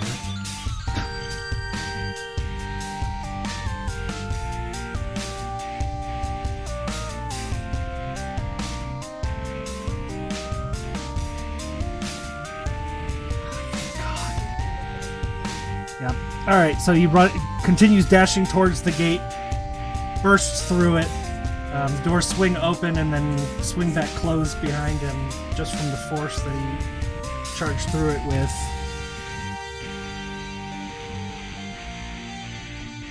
Just a moment while I do some.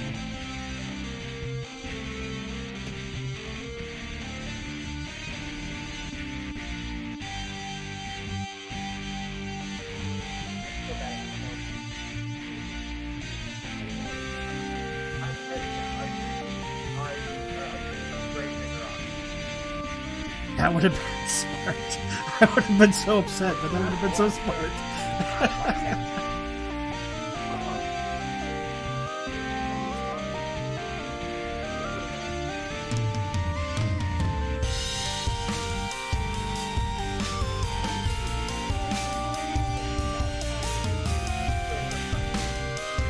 It would have been fair. I would have been disappointed, but that would have been a very good move.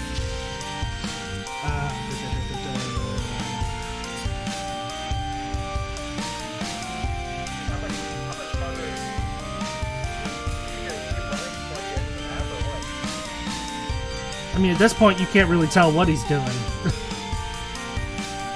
He is out of view.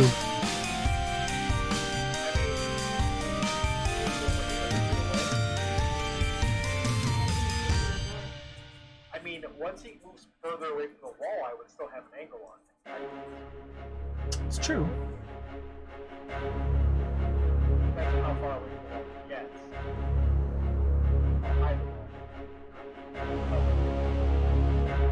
Also, keep in mind it is pitch black out there, though. You would have a serious disadvantage on that shot as well, if you even saw him.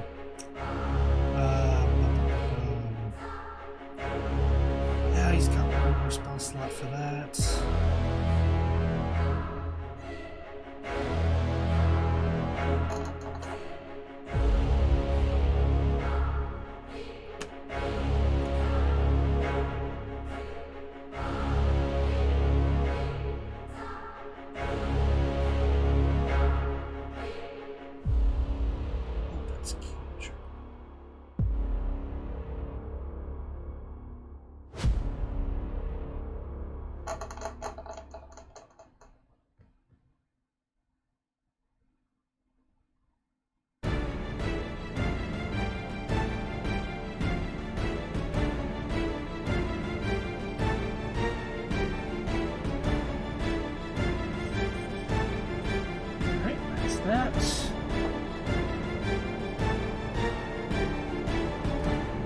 Alright, so you guys hear a loud bang. You imagine if you were any closer to the source of the sound, your ears would probably be ringing right now. But that is the end of his turn. Zuko, what would you like to do?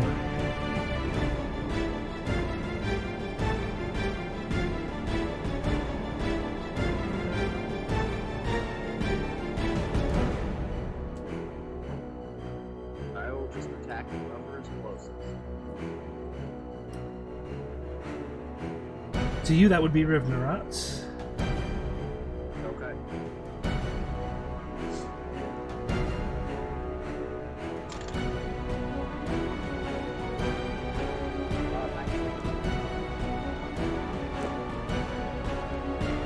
19 hits.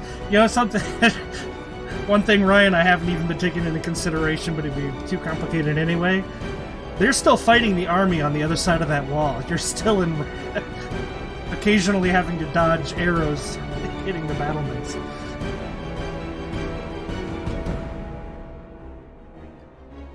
What's your damage?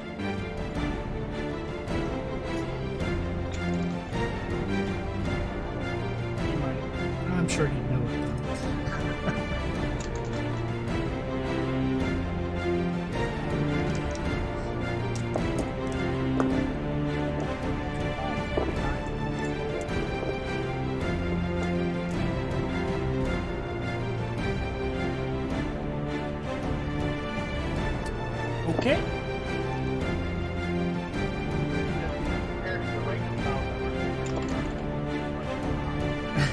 true. I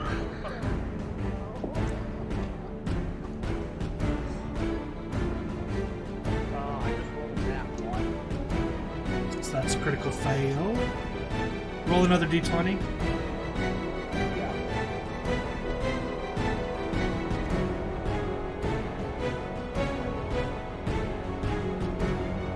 I wonder, is like a bonus string that Yep.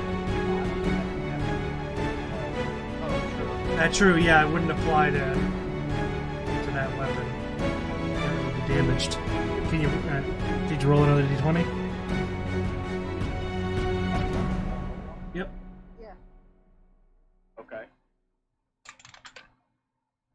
Straight roll is 9.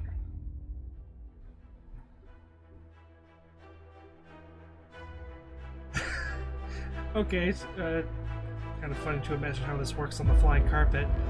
But in your process of so horribly missing, you manage to stumble and you fall prone on the carpet. Not that that makes a huge difference. Yeah. Alright, so that was your second attack, right? Yeah.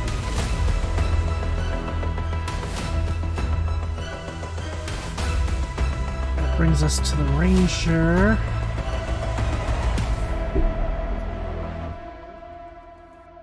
Well, he's going, alright. He already called it.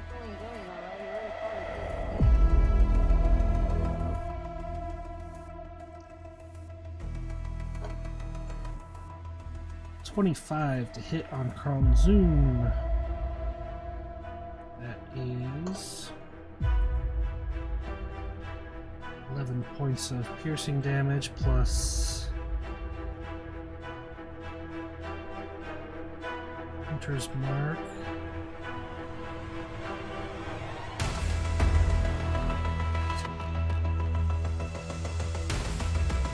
Points of damage.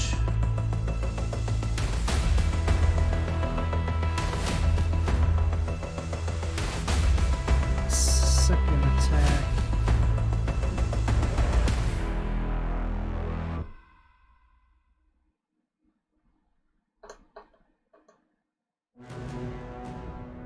To hit.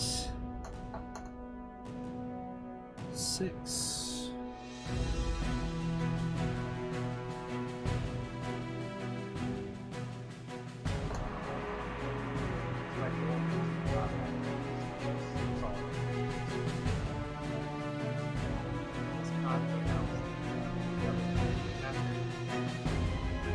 No, I didn't hear about that.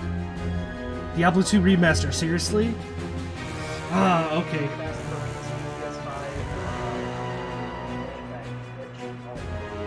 Well, I know what I'll be streaming when that comes out.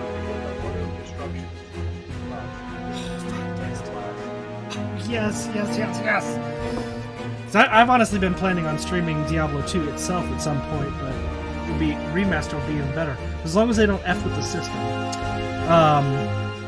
Alright. Zoom's starting to look pretty bad. He might lose it.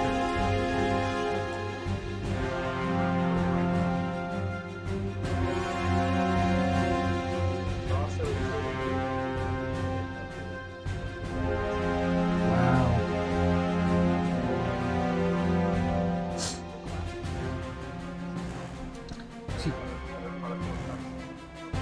I'm a little upset I'm going to be missing the Diablo D&D one-shot on Saturday. I'm hoping I can find it on VOD.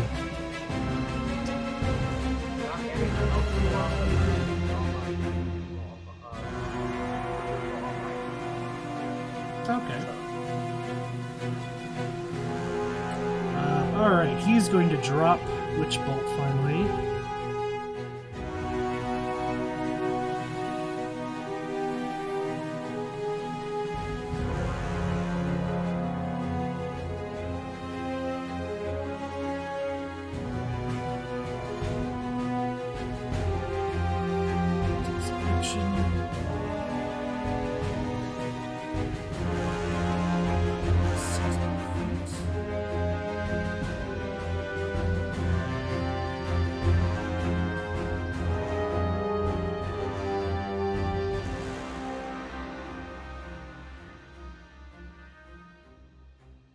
also doing some quality of life stuff. So a shared stash Nice.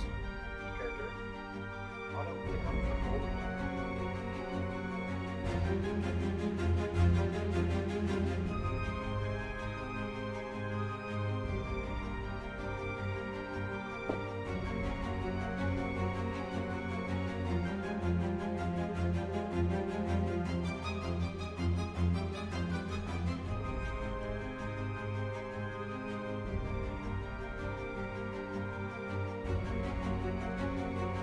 I'm excited for that. Yeah, we'll do it.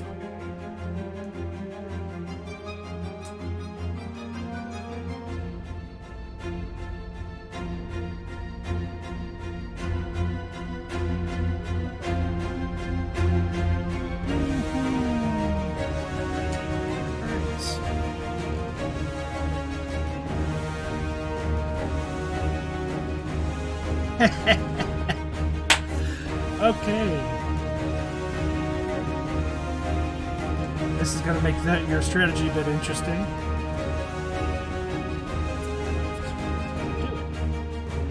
Kromzun stops his Witch Bolt on the random ranger.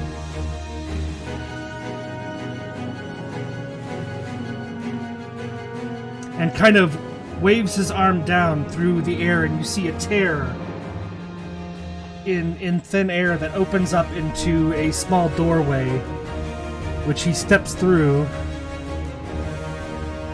Oop.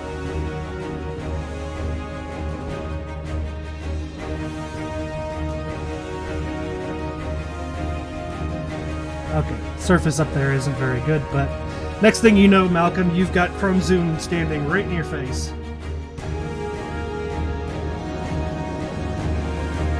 That is his turn.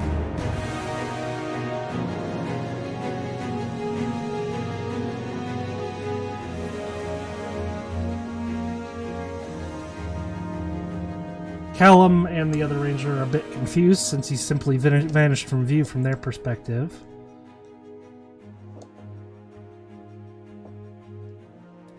But Callum spots Rivnerat.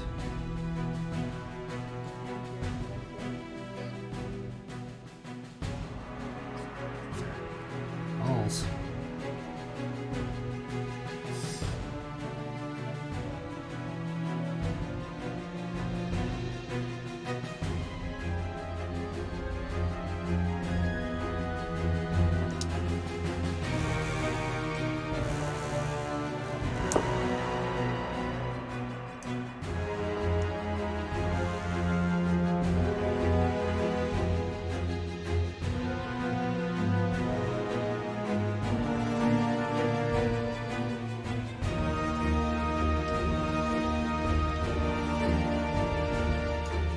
He can't really do shit. So I guess before he leaves, before he runs, he's going to use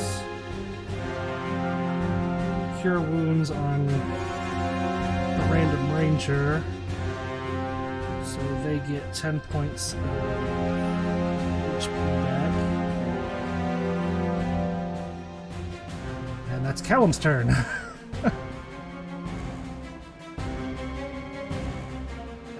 Nelia. Nelia's not as hopeless.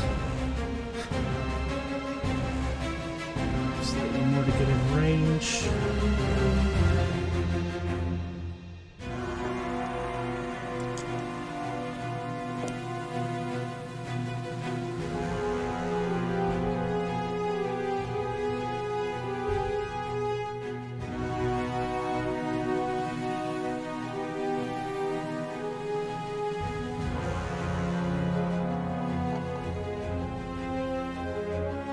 Miss. Hits. Alright, she fires 2 shots at Rivnerat. First one flies wide, second one lands. She does 8 points of damage.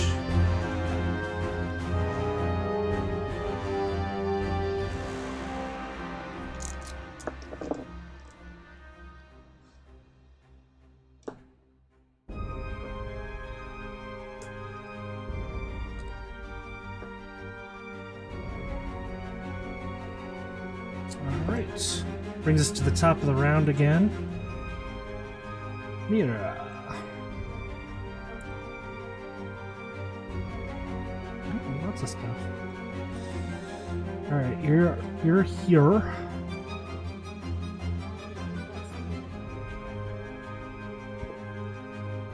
Yeah, easy enough though for you to simply walk out, but you of course you have no idea what's been going on since your last turn. But you were at the very edge of the sphere, so it's easy enough for you to simply step forward to get out of it.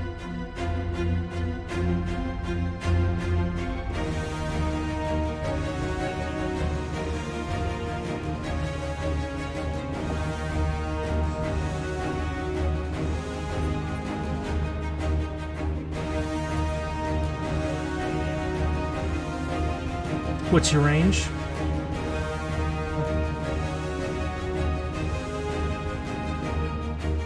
Well, Actually, okay. Possibly you'd be able to hit him. Problem is you don't know where he is at the moment. So, I need you, if you want to look for him, you can spend an action basically doing a perception check to try to figure out where he is. Or you can go after Rivnarok.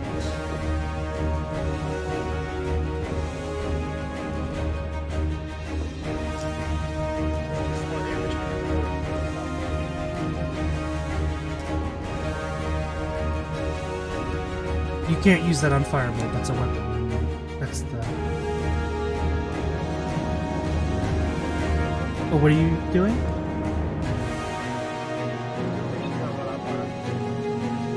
See if you can reach him.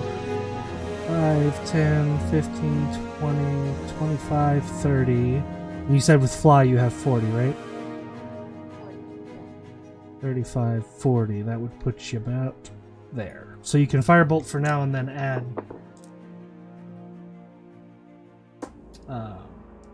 add to close that gap on your next turn.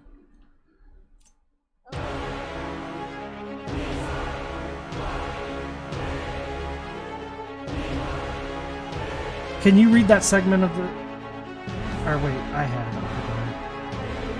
Okay.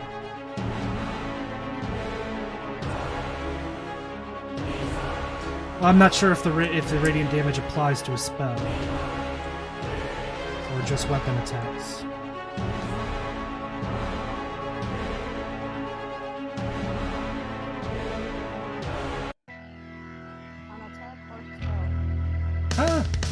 Okay, yeah. So yeah, that would be 20 plus whatever. Is of course assuming you hit. So roll your spell attack.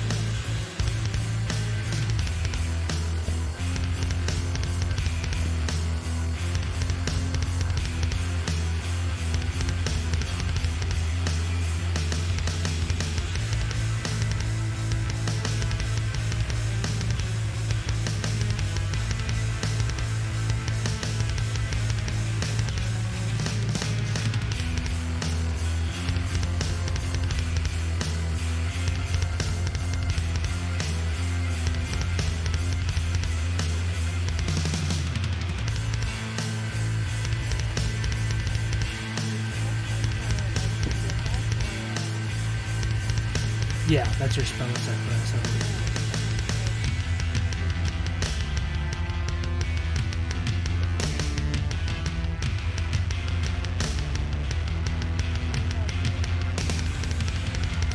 $25 hits.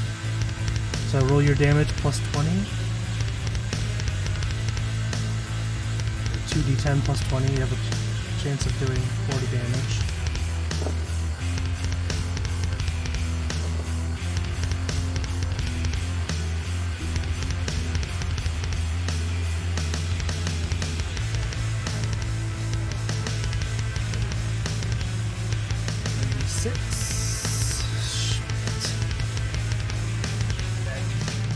Damn fucking close.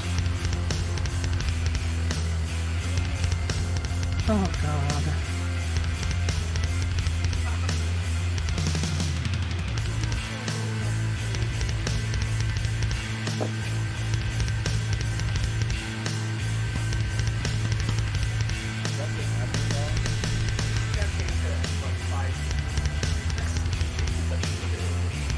Well, this was definitely my own fault. I should have pulled the ripcord earlier. I don't know. It probably would have if it was really him, but I didn't strategize well enough.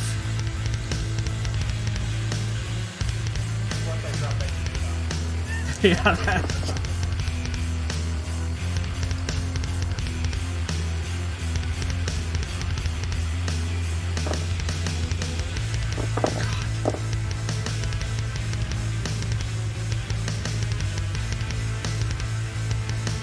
How do you want to do this?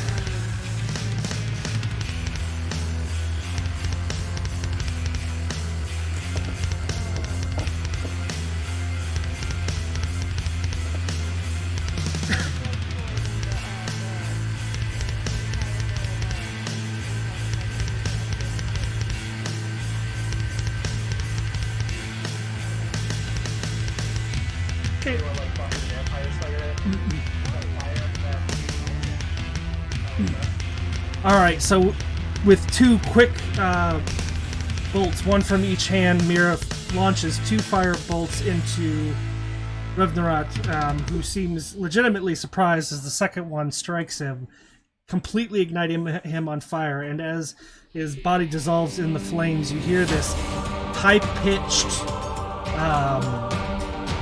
otherworldly squeal as this twisting swirl of luminescent white mist rises up above his body for a brief moment, and he disappears from view, leaving nothing but ashes.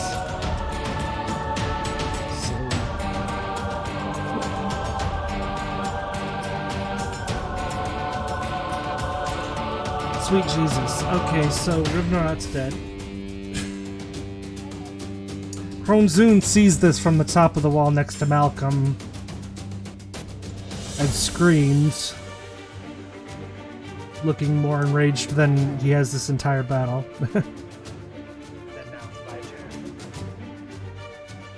Nope.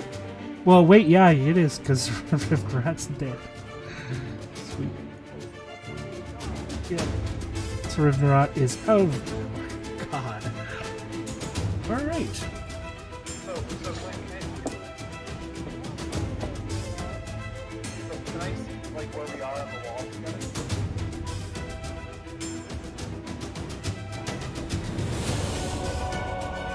There. The mesh is wrong on this thing, so figurines don't always stand upright, but... Oh! Yes. Yep.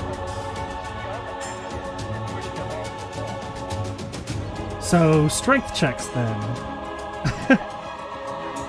Oh my god! Well, at least we know if you succeed, we'll be able to demonstrate it.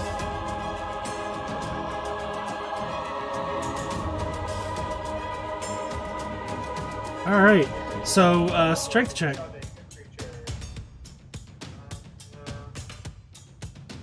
Making strength /check contested by targets, strength or acrobatics check.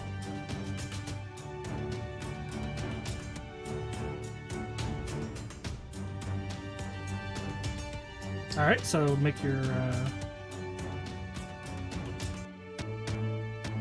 not a saving throw. It should just be 19. 15. I push him 5 feet away from me. Are you pushing? I guess I do, yeah. Okay. Yeah. Alright. Oh crap, I lost his figurine. Yeah. Alright, well we... Okay, I can put him here, because that's right above. Alright, so, let's see. That's 50 feet. I need like a fall damage chart.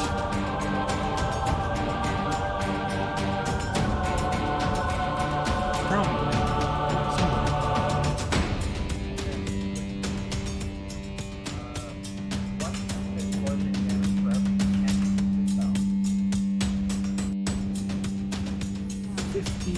feet. 50. Oop.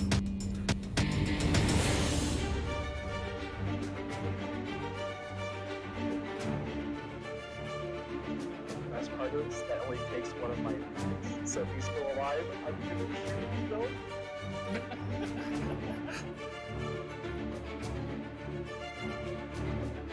Wait. 5d10, right? And what am I thinking? 50d10. 5d6. Oh, I'm getting all mixed up. 5d6 for every 10 feet. 1d6 for so 5d6. Nah, I'm just I'm getting a little bit brain fried from this combat. 26.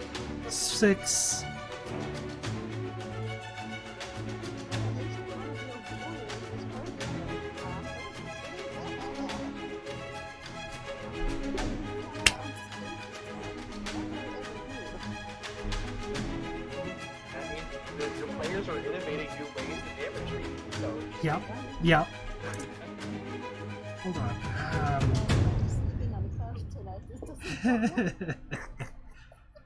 5e. Well, let me double check, make sure that that's not further than he would fall in one turn.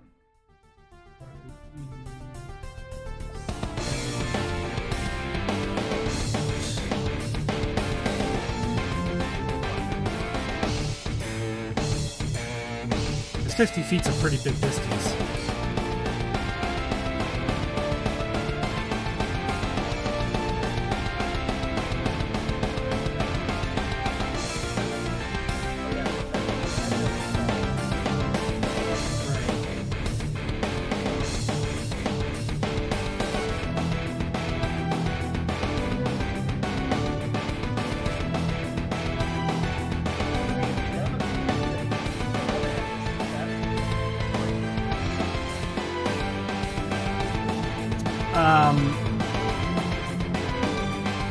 Nevnerot had 50 I'm not sure if Chrome's in it, but he does have other options, like flying.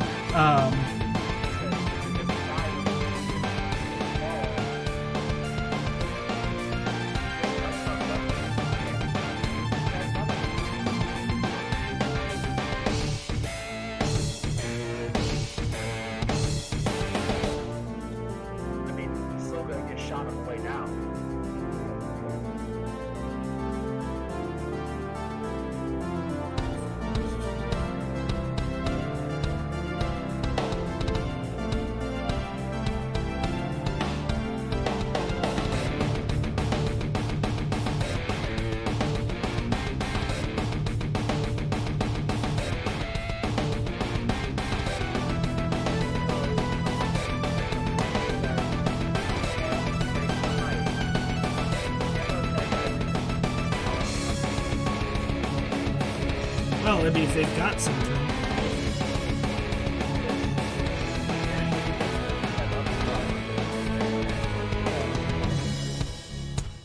So 500 feet per round. All right. Yeah. So he splats. You again hear this strange, ethereal, otherworldly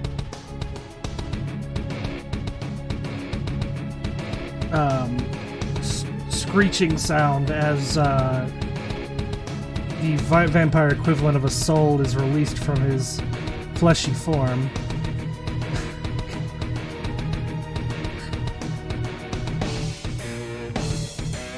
So, anything else on your turn, Brian?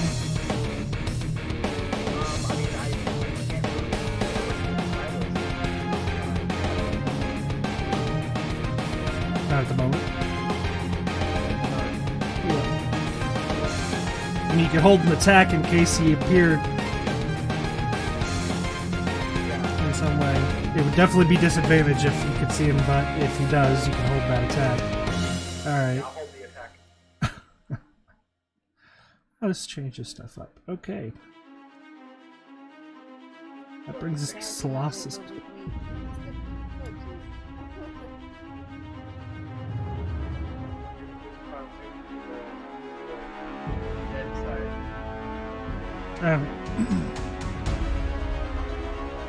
I mean, he's literally laying upside down on the block like he landed at first. I'm just stuck in there like an arrow.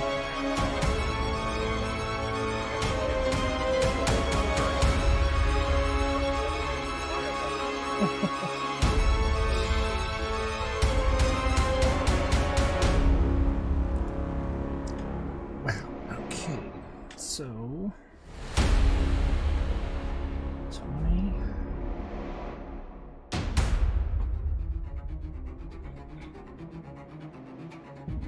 Just imagine if you're falling that high.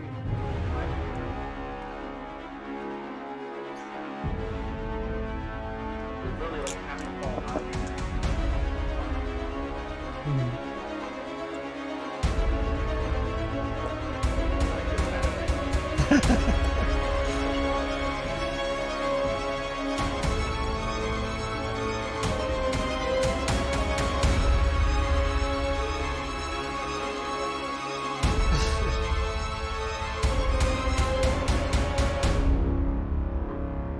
What's funny was like I thought you and Zuko were gonna run down. I was gonna stay up here. I'm like, well, if those two die, I'll find the next champions. Why would you find the next champion? I don't know. Yeah, but you've got. A large line pretty much stopped because That was just Alaric, though. That because he didn't have any, surviving long distance cousins or anything like that. Most of you guys have relatives you don't even know about. It's just Alaric. Uniquely, his line narrowed down to a trickle and went out with him. You hear another loud explosion beyond the gate.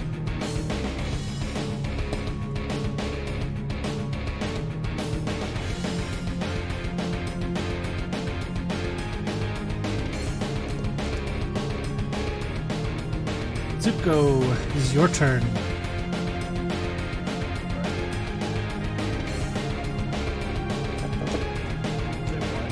I said it's your turn. What do you want to do?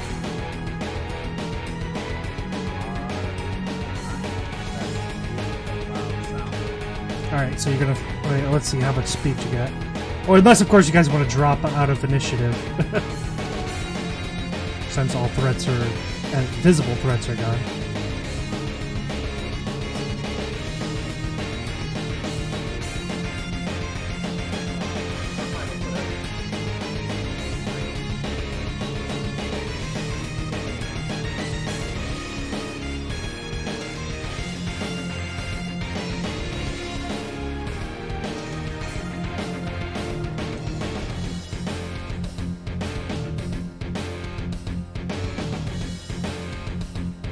You guys want to drop out of initiative, let him go investigate? Alright, so. Malcolm, you cruise over the wall. Over the next moment or so, Malcolm, you feel a kind of gust of air behind you as you watch the rift to the realm of the dead close behind you. The remaining Rangers fighting on the wall cheer as the 13th hour comes to a close.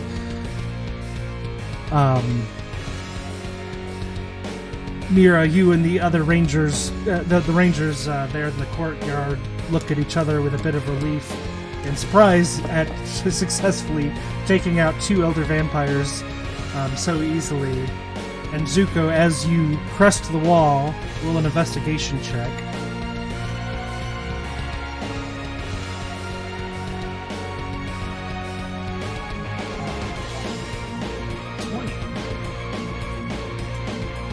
As you crest the wall,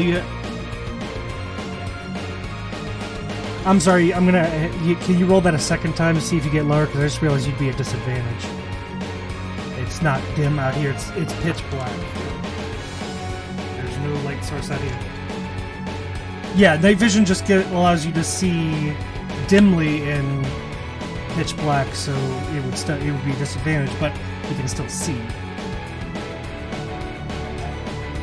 11. Okay, fair enough. Takes you a few moments. You don't see any movement beyond the wall where you heard the sound coming from.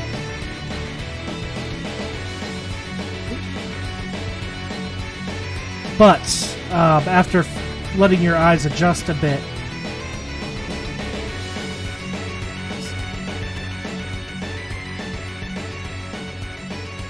as your eyes adjust a bit, you notice a shape laying face down outside the gate. And you get a glint in your dark vision that looks like a liquid of some sort near the body. Near a body. That's what the shape appears to be. It appears to be somebody laying face down in the mud.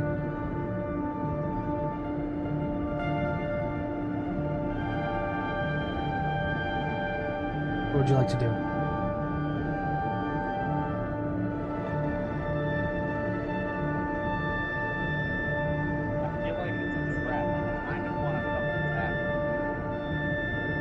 A double tap.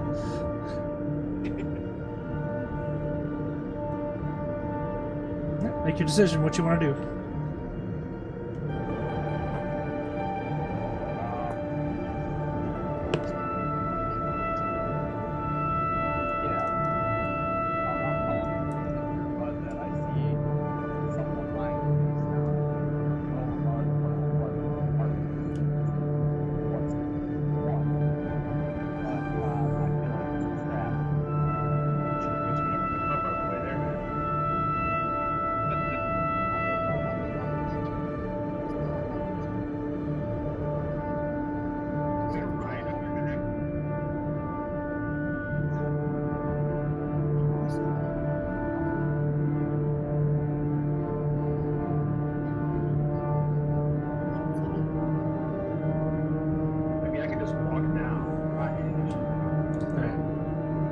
Alright, so Zuko calls the two of you over the magic earring and informs you that somebody's laying face down outside of the gate and he doesn't know what to do and asks for your assistance. So as you proceed down into the courtyard and start heading for the gate, I assume? Going out on foot? Callum watches you pass after allowing a moment for brief celebration in what has been accomplished, and after a moment or so follows on your heels, and that is where we are going to break. All right, we're going to take about 10 minutes. That was exhausting, but when we get back, we will find out what Zuko found outside the gate and what's going on from here. So, see everybody in 10 minutes.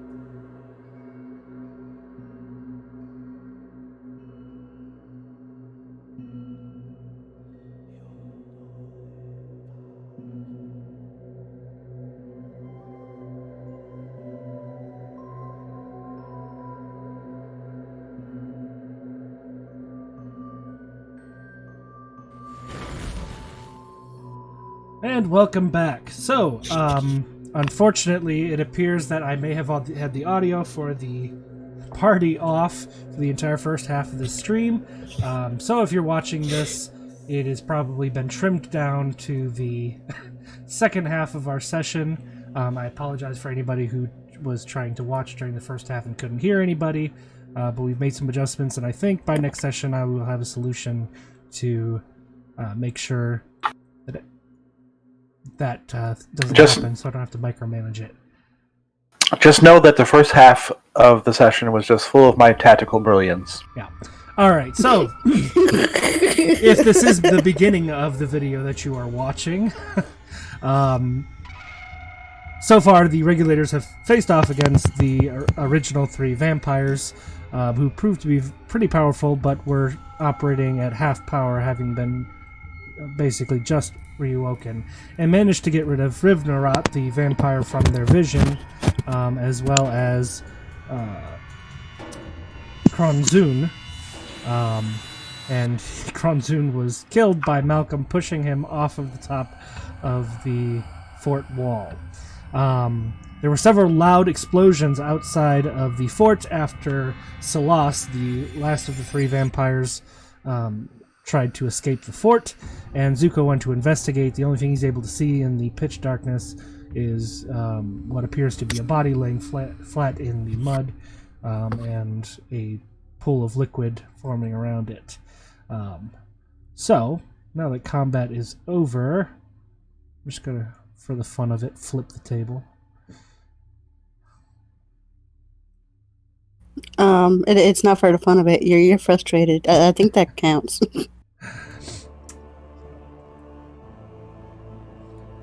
Go ahead and get back to our main screen. The webcam died again? If it's not one thing, it's another, or it's two things. Mm-hmm. I thought I had finally gotten it to stop doing that. Nope, it still hates you. Alright, so you can't see me now either, but we'll go ahead and continue forward here. It's okay, they can hear your beautiful voice. Alright, so the rest of you rush towards the gate to respond to Zuko's calls. Marching order. I will be going first. Okay. Followed by Mira, who's also being followed by Callum. Mm.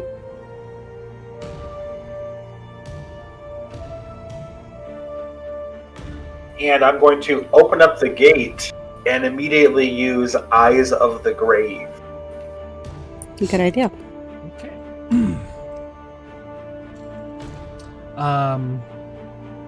Nothing shows up when you activate the spell.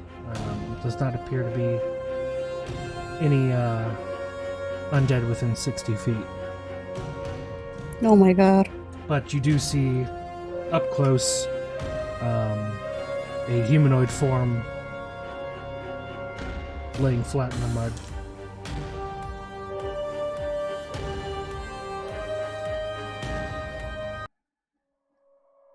Okay, I guess we'll go down. I'll go down, and I guess we'll all investigate this body. Alright, so turned over. Mm-hmm. Yeah. As you flip the body onto its back, you immediately recognize Decker. He didn't make it.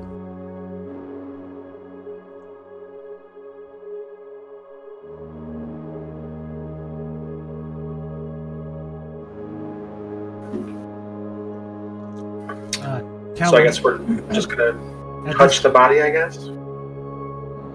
Callum comes out the gate about the time that you have the body flipped, and takes a moment to process what he's seeing, and when his eyes adjust to the complete darkness. No, I'm sorry, he's human. He would be carrying a torch. So once his eyes adjust to the dim lighting, and he sees who it is, he closes his eyes and sighs.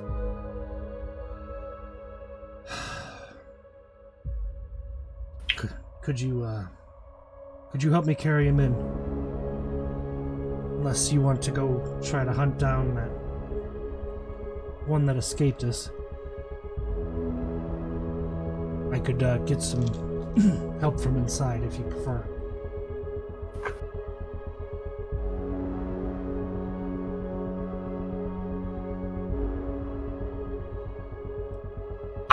Are you guys wanting to hunt this guy down or help him in?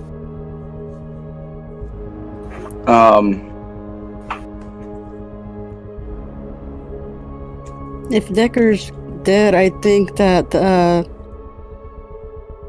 Silas is pretty much far beyond reach.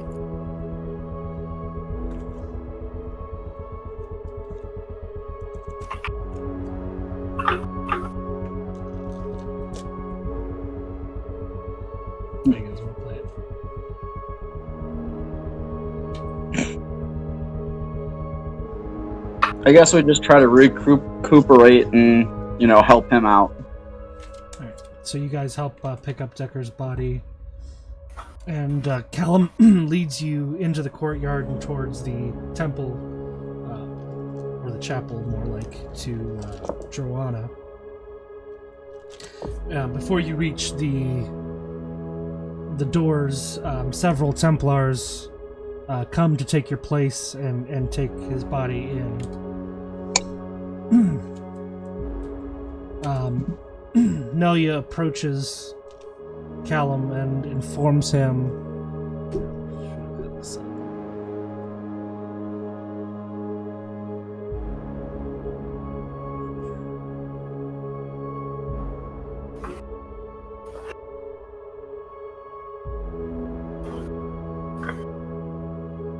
Sir, she does lost a bunch. Come again? I was trying to remember how many you lost in the initial battle.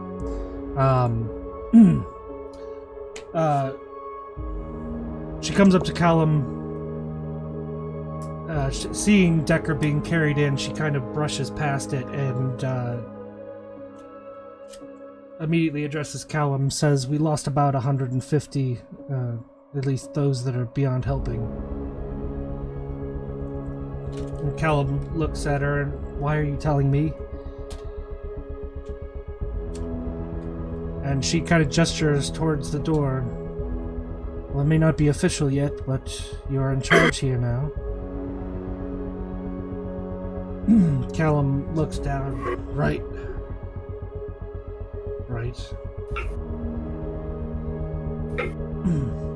At this point, a lot of the Templars are filing down off of the wall. The bodies of the dead are being brought into one central location.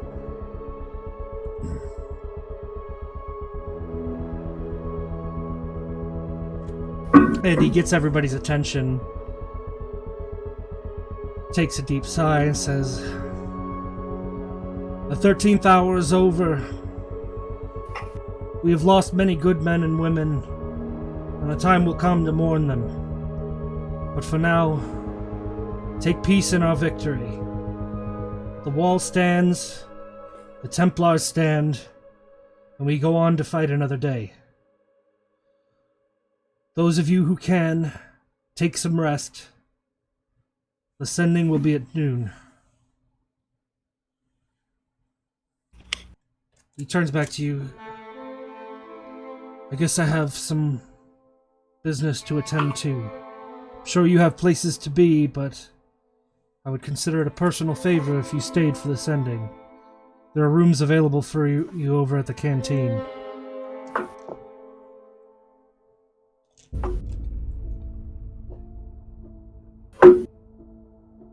Is there going to be a summoner named Una performing the sending? I completely forgot that's what they called it. How about that? Funny coincidence. But, so, he's made his request and his offer. What do you guys want to do? We will stay for this. I'll be going to stay for the sending first. Yeah. Yeah. When you confirm you're staying, he gives you a nod and heads into the chapel. And you guys are free to go over to the canteen. You can grab more food if you like. Kitchen's always open, so to speak. But there are rooms available in the second floor of the canteen. Not luxurious, but fairly nice guest quarters. Enough for each of you to have one of your own if you so choose. And you guys can go ahead and take a long rest. Okay.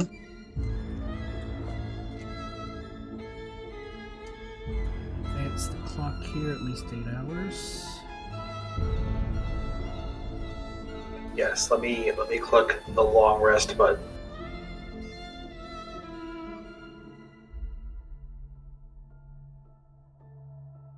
Of course, it took my HP back to 76 again. I believe there's a checkbox there that I noticed last time I was messing with something like that.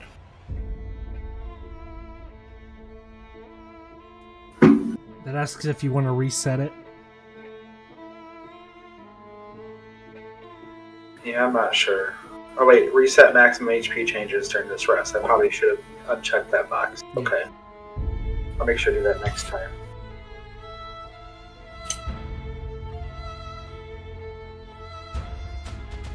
Huh.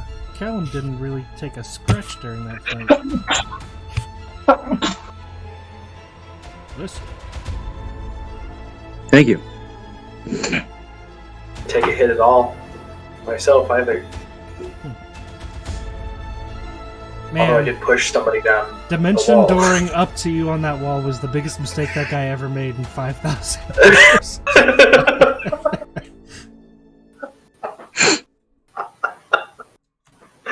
Oh man, when he jumped, whenever you said he moved up there, I went to get a thing of water. I'm like, oh man, if there is not a wall up there, I'm gonna push him off, and it worked. Because you've thrown fall damage at us before. You're like, it can kill a level 20 character. Yeah, that's true. And it did, because he was. Wait, he was a level 20 character? Yeah. Oh Jesus. Nice.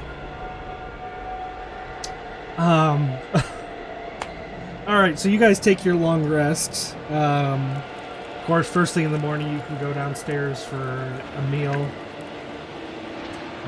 Anything you guys want to discuss while you're at the table? About your plans for the future? Anything you want to check on? Mira? Well, we need to decide whether we are going to chase after this vampire, or do we go after another god killer weapon?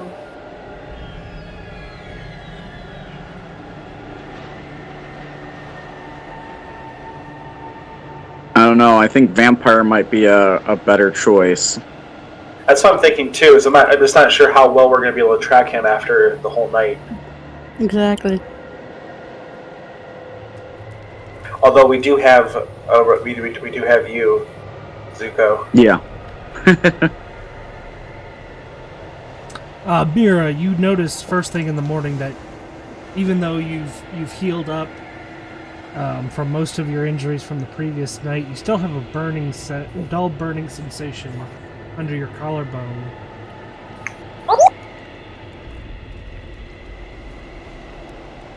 I'm still tied to this fucker. Ooh, maybe we can use that against him though. Or you're How? turning. Oh, no. No. You're wearing that amulet. We could just, kill you, take him down to 0, and then bring you back. Okay, good point. Like, did he actually bite you? No, did not he bite impaled you. me with his blood, though. Is there any way to check for this? Am I turning? You have no way of knowing. It doesn't. Fuck this What shit. you went through though doesn't resemble the process you read about turning new vampire. Can she sense anything about the vampire? Yeah, can I she sense him? I mean, like maybe a general direction he's in or anything from the link they have right now? Mira, you close your eyes and you try to will this connection to work in your favor, but you don't sense anything except for the slight discomfort of where the blade-like appendage pierced through you.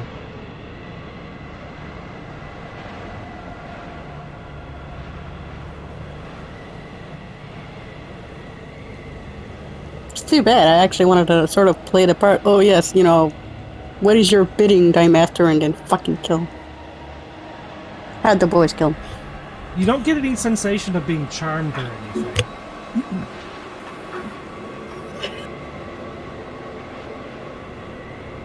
So you're not a rich southerner. Charmed, I'm sure.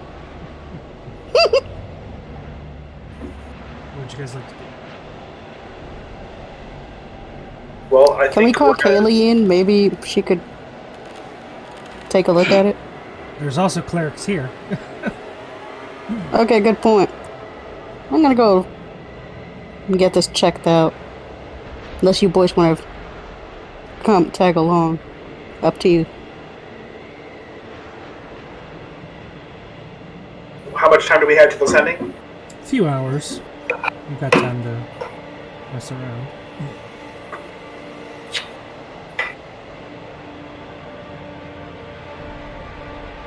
Malcolm's half tempted to get drunk as a motherfucking skunk right now. But,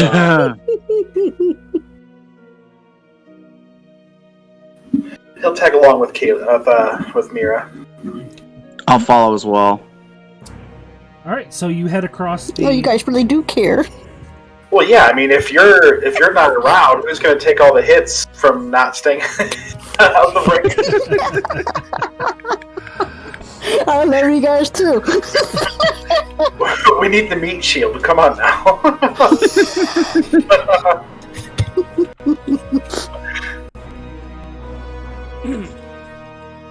Alright, so you guys head across the courtyard. Oops. Yeah. Comfortable this chair. You head across the courtyard to the small temple to Droana. And when you enter, as you cross the courtyard, you notice they're beginning to put the bodies on funeral pyres, organized in neat rows, but clearly not even half of them are in place yet. You enter the small chapel.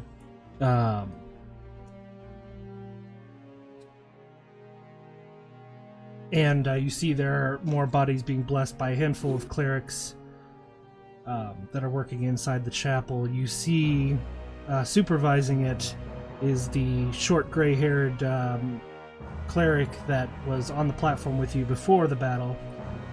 The one that Decker gave the command to get the holy oil made. If I can find his name.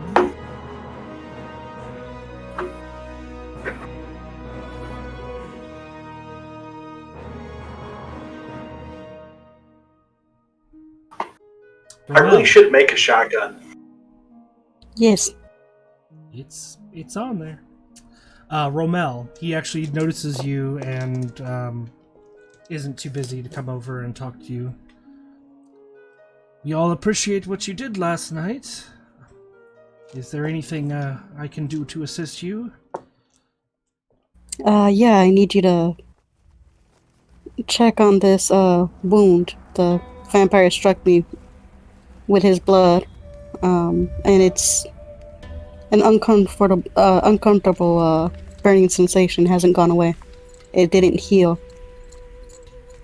Alright, so you kind of undo your armor in that spot so you can get to the wound? Mm-hmm. What spot? What's that? You've been burning sensation in an armored spot? Where'd this vampire touch you on this doll? Show me. My goodness, right? Let's see if I can fix this. Burning a sensation that won't go away. We call that the clap in my neighborhood.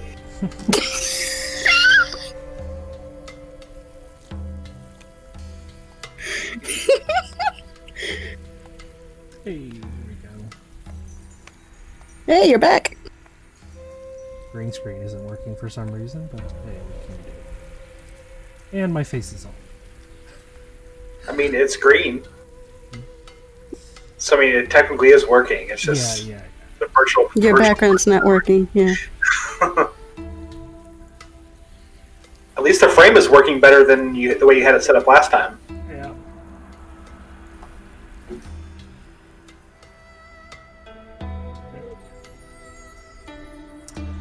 Alright, so he examines the wound, but before he even really gets his hand on it, he kind of recoils a little bit, and you look down, you realize it actually has healed, but there's an odd red discoloration there, and you realize there's actually a mark, not like a healed piercing wound, but looks more like a brand. Did this motherfucker brand my ass? Nobody brands my ass.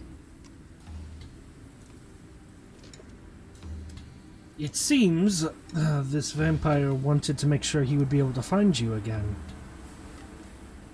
Oh, hell no. Can we just cut the flesh off? Just cut it off. Just cut it off.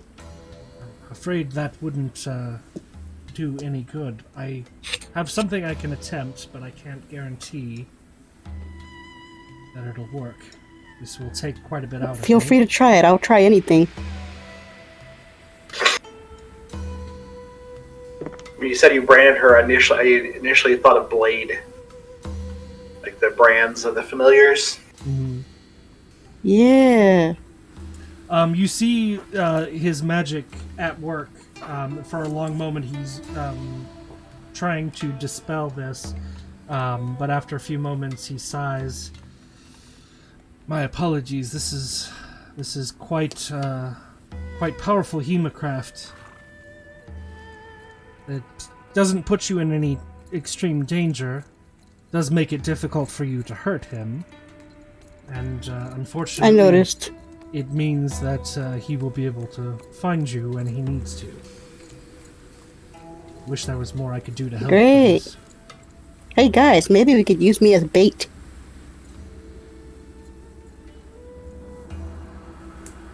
I don't think he's going to come looking for you anytime soon after the hurting we put on his brothers. I think he hurt you so that way if you get close, he knows so he can run. I hate this. I wouldn't give up hope.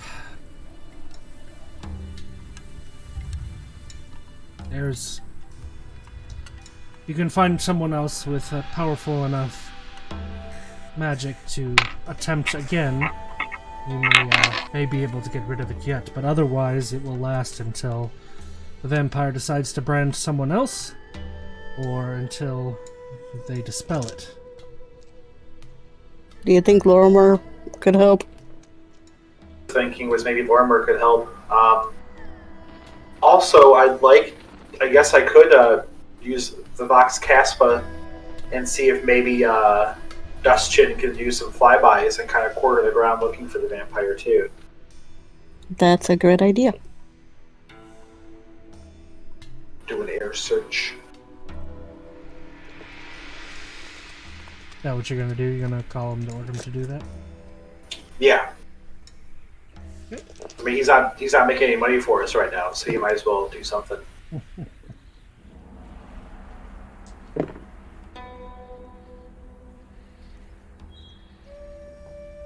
Not that he'll find a lone vampire in the wilderness. Right.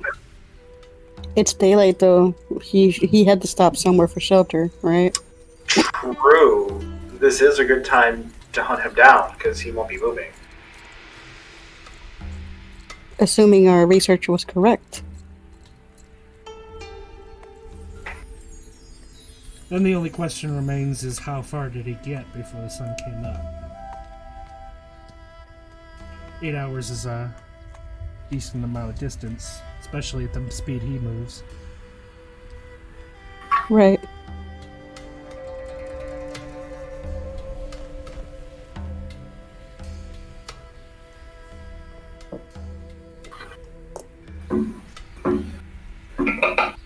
Well, we can't do much else but try to search for him, so I'll have Dustchin do that.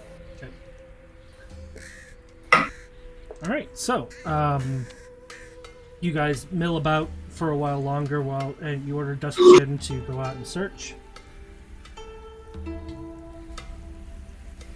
After a couple hours, Malcolm, you do get a message back from Dustchin. Alright, Captain, I found something. Not sure how happy you're going to be about it, but I'll bring it back for you whenever you come to the ship. Okay. No sign of the creature himself, but a lead, so to speak. I can have it waiting here for you, or come and drop it off. Either way. What do you guys think? I think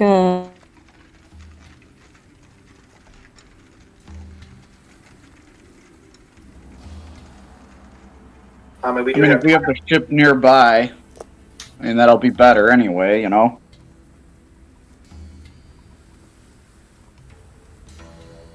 Well, I mean, I think we have to go down this hill or whatever to get there, right? We can't really have him. I guess we could have him land in the courtyard, right?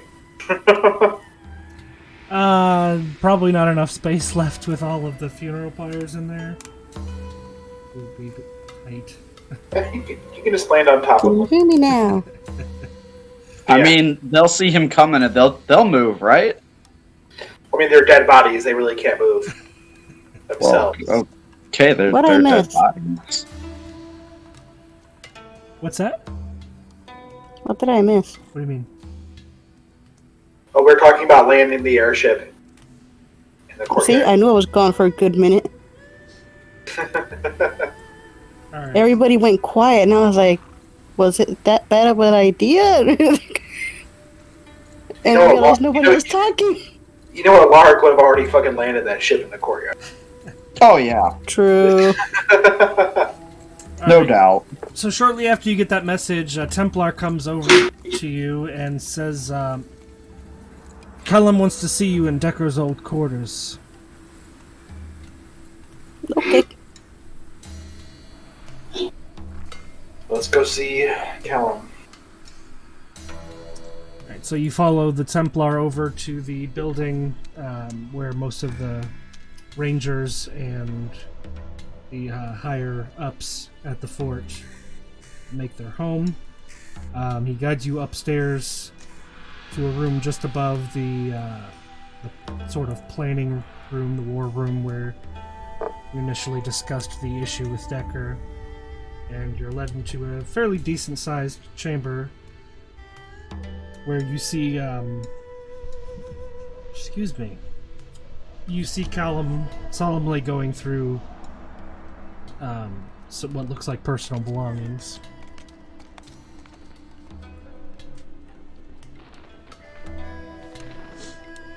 He looks up and acknowledges you. Sorry for the cramped quarters, but I have to go through Decker's personal possessions before the sending. See what we're keeping and what's going with him, that sort of thing. You left a note for me in case this happened. Says, erase my browsing history. Just kidding.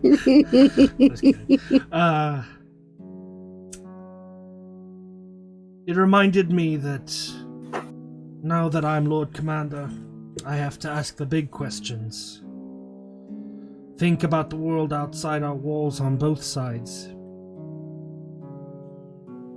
So, the big questions. Something I didn't catch when you first arrived. Why now? Why after 5 millennia did someone suddenly decide to go through the trouble of awakening these vampires? Do you know? Mantis's return was stopped, and Orcus has tried to rise to fill in the rank. There's a power vacuum happening right now on the sides of evil. I don't know much more than rumors about Mantis, but naturally we're very familiar with Orcus. So, he brought them in seeking allies for some sort of takeover.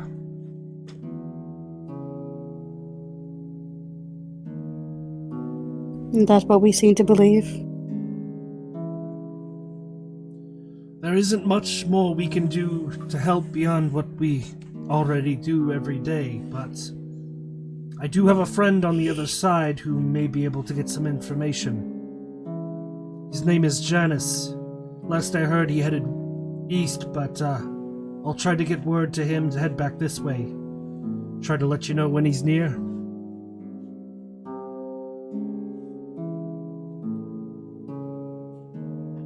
That'd be helpful, yes. Alright.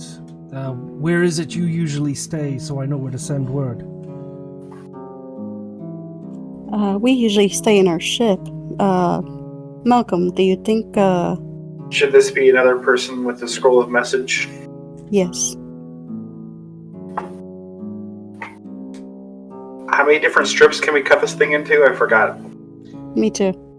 You've still got quite a few left. Okay. Guess Assume, we'll give one more to this guy. Alright, that'll make things simpler. I've already got Noya preparing for tonight. They're going to retrieve the 2 vampires we killed and get them back to their tombs before they become a real threat again. We'll also try to get their caskets out, the last one, somewhere more accessible. If you realize that you're going to be facing up against the last one, make sure you let me know in advance so we can get some rangers into position. If you kill him halfway across the continent, it's going to take too long for us to get there and get him back to his resting place before he awakens. So if we can be in place before you do it, that would help us out.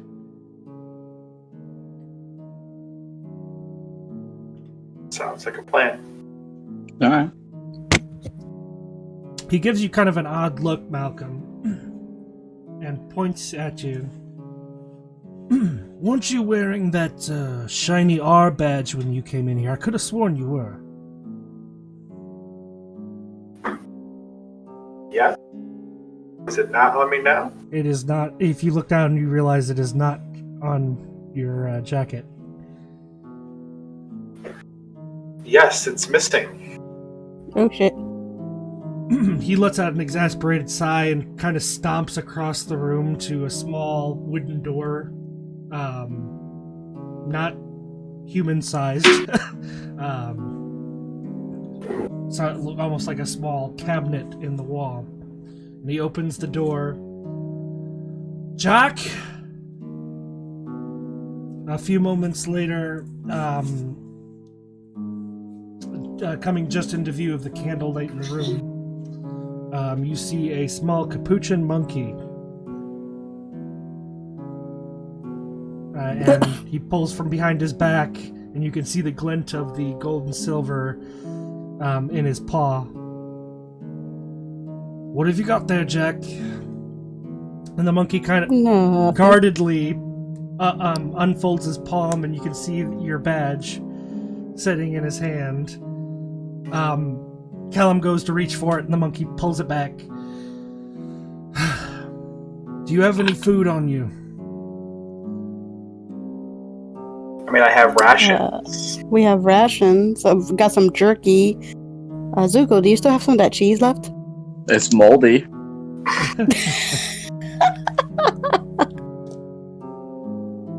No, I got rid of it. I do have jerky though. Yeah, we have jerky. Well, that's how it works with this cretin. He steals stuff, you have to pay for it back with food. Well, I'll take a piece of jerky from Interesting little pickpocket. Mira. If you wouldn't mind, I'll take a little bit of jerky from you, Mira. Oh, absolutely. Yeah, sure, here. And I'll hold it out to Jack and have him come to meet me halfway. Alright. He actually leaps from the opening of this doorway onto your shoulder. And as you offer up the jerky, he doesn't even trade, quickly puts the badge back in your hand and starts munching on the jerky. Interesting little fellow. Never seen him do that. While he's eating, I'd reach up and just kind of gently scratch behind his ear. Roll an animal handling check.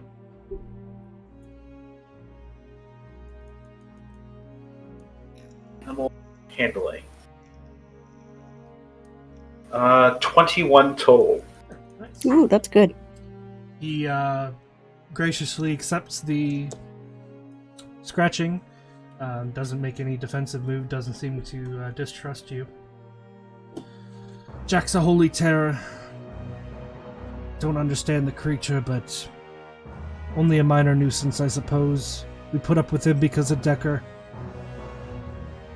He's had him since before he was a Templar.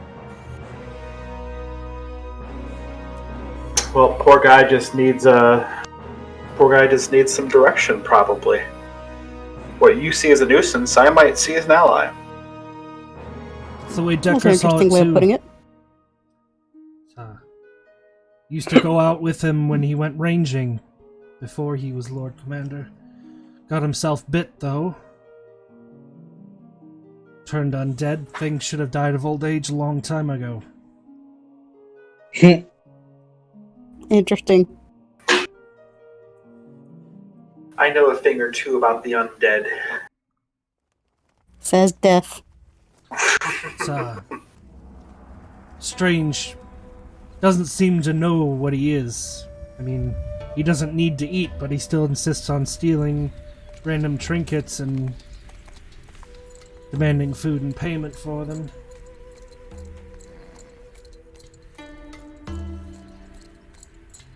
Don't really see any, don't really see what kind of life he's going to have here now that Decker's gone. And at this, Malcolm, you actually notice the monkey kind of respond to the words. Uh-oh. Stops munching and kind of gives out a little whimper as if he understood what was said.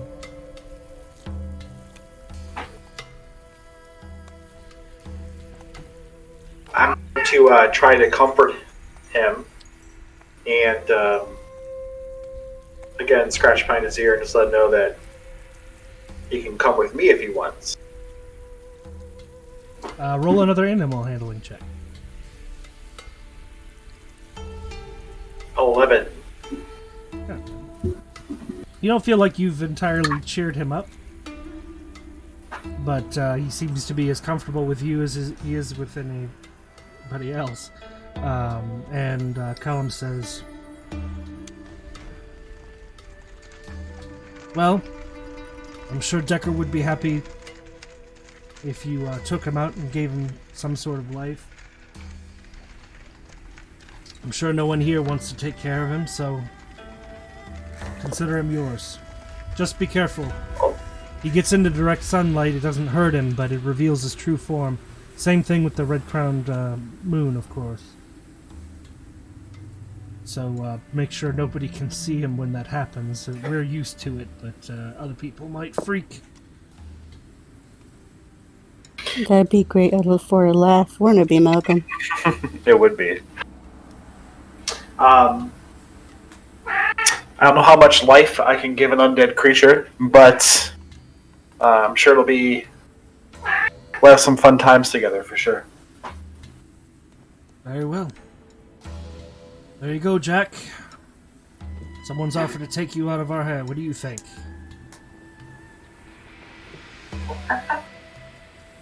The monkey kind of gives a sign of acknowledgement, though he still looks a little sad. Very well. We have a sending to perform. And he kind of walks past you out the door and down the stairs. Ryan, you can go to... Let's see. Once again, extras, manage extras. Oops.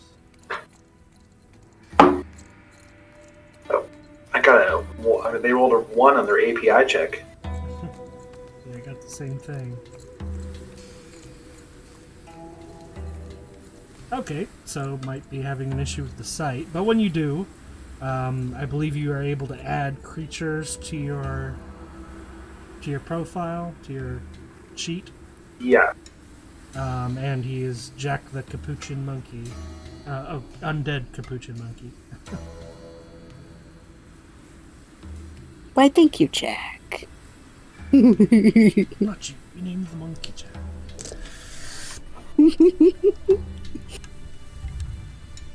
So, Oh, I'm so kind of binging drawn. that. Because I don't see. It keeps giving me an error, so. Yeah, it might be the site. We could try again tomorrow, though. but, Yeah. just a basic overview.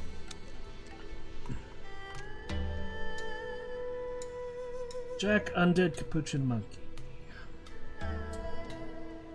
He is undying. If Jack is reduced to 0 hit points, he will regenerate to full HP at midnight. Mind you, he ain't got a whole lot of it to begin with. I'm sure. His actions, he can slap, he can throw objects with fairly surprising accuracy and force. Oh my god, why do I see Malcolm having the monkey slap Zuko? It's gonna happen. It's just a matter of time. Wow. Or throw a poo at you. Oh my god. He can dash as a bonus action.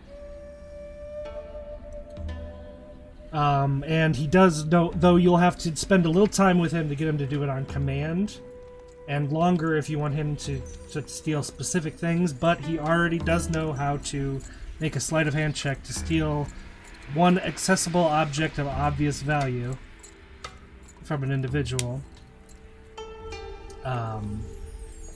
and try to sneak away with it. But with him, for the purpose that I know you want to use him for, it'll be a matter of basically training him in a sequence of actions, tailing somebody, stealing what you want off of them, and bringing it back stealthily. Because his instinct actually is usually to make sure there's some way for them to find out that it was stolen, so he can get food for it.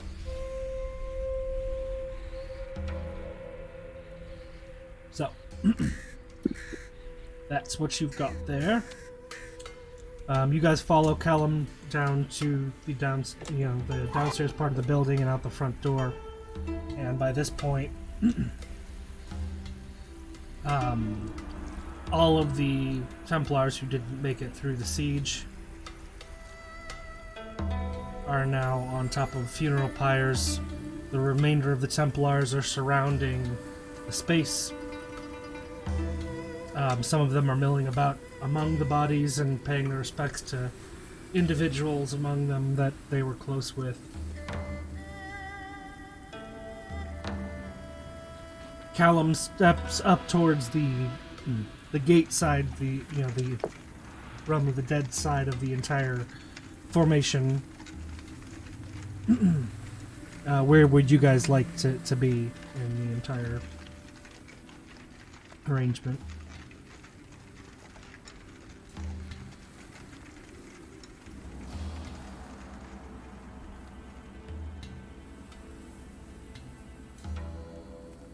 I have no clue. Do we stand with them?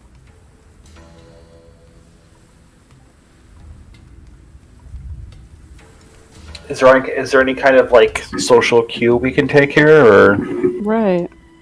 The place he is stepping up to seems to be just him and a couple other high-ranking people. Everybody else is kind of in a semicircle where they can find space around the outer perimeter. I guess we go with everybody else. Yeah, we go with everybody else. Okay. Yeah. Well, it's like a U shape. Do you want to be dead center on the opposite end from him? Do you want to be towards the north side of the thing? Do you want to be on the south side? I'd say dead I center. would say across from him. Yeah, dead center across from him. Alright. So you guys plant yourselves dead center. When he walks up to the head of this arrangement, without saying a word, the Templars that are milling about the bodies notice this and head back to the outer perimeter. And silence falls over the darkened courtyard of Fort Solus. And he looks out over, scans the faces of all of the Templars, and including you among the the rebel. And he takes a very long, almost too long, before he starts speaking. You may even notice around you some of them getting a little bit restless, wondering when he's going to speak. But eventually he does get to that point. And you notice he's actually where he's standing, while the rest of the bodies are in nice rows. Decker's body, his pyre stands alone, separated from the rest. And that is where Callum is standing. Brothers and sisters of the Soulless Order, we stand here today, injured, but not defeated. We lost many good men and women, and a leader we all respected greatly. We may have lost more today, perhaps, than ever in the history of the Templars. But as Decker would have reminded us, what matters is we are still here. Fort Solus stands, and we have done our duty in protecting the mortal realm from the army that stood at our walls. And he points at gestures at the bodies of the fallen Templars. They did their duty too. I should change this.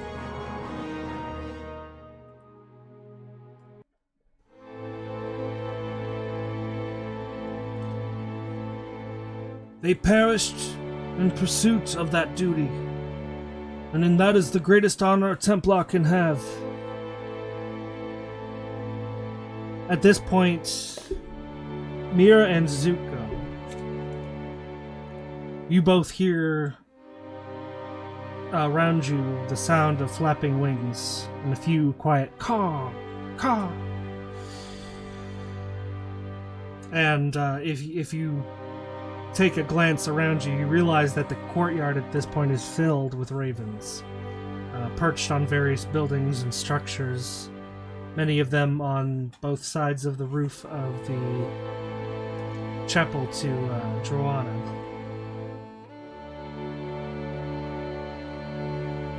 Malcolm, though, you do not. These cues do not reach your ears.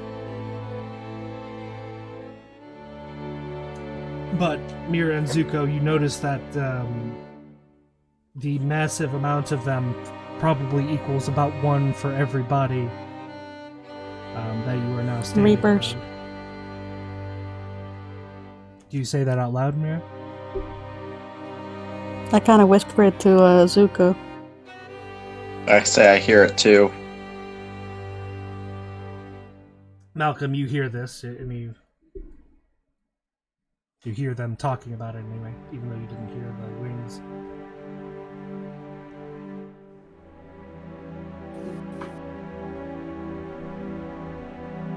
So I look around and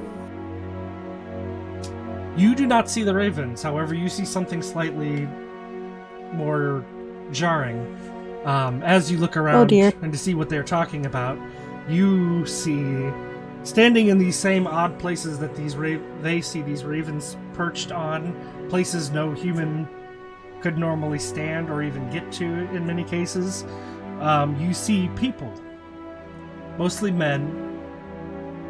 And if not for the odd places that they are standing, you would mistake them for members of the Soulless Templars. And they are all looking stoically over this event, displaying no emotion or movement, simply staring at this collection of bodies.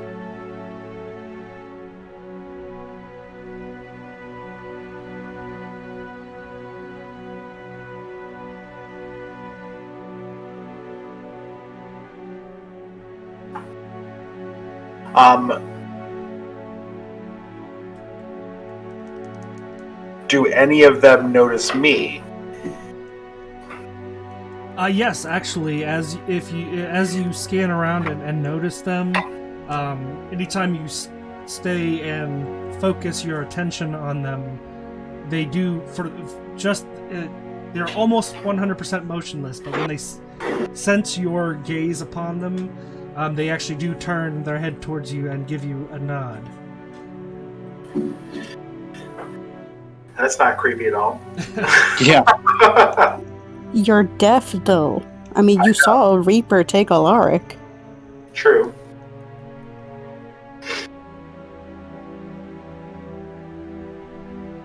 I nod back as some of them nod to me, which I'm sure Zuko or Mira might notice. Yeah, true. Zuko and Mira, as you see him looking around for what you're talking about, how would you describe your expression, Malcolm, as you notice this?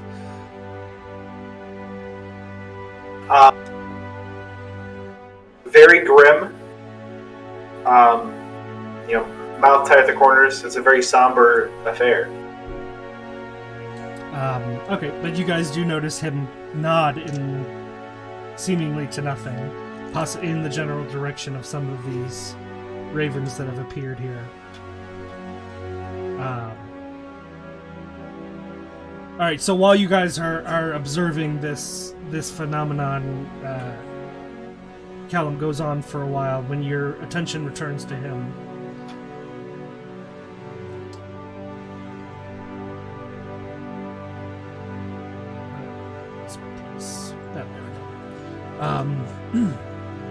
as we light these pyres, let it be a reminder of the light we bear against the darkness of this place, and that their light will continue to burn on through eternity.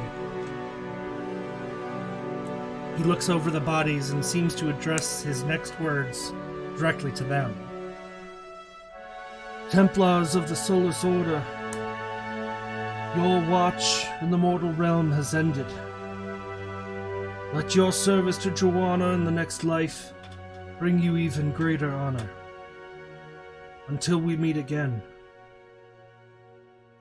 And he takes a torch that's being held by someone near him and walks forward to Decker's pyre and buries the torch deep in the wood until it is ablaze. And following his cue, several other Templars that are bearing torches around this semicircle step in and begin lighting the pyres of the other Templars. And about the time that all of them have been lit, and this courtyard is the brightest that you've seen it since you stepped in this place, ironically, the Templars begin to disperse. And you hear Callum shout, "Hold! Hold a moment. Could the Regulators please step forward?"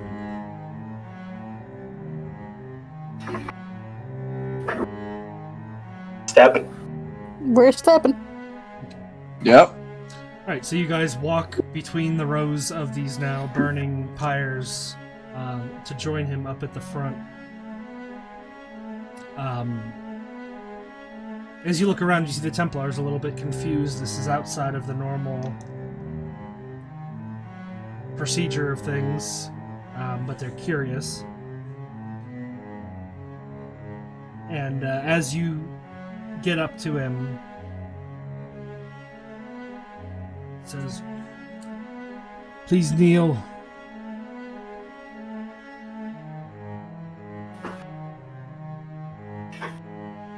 I kneel. I kneel also. I kneel as well, taking my hat off.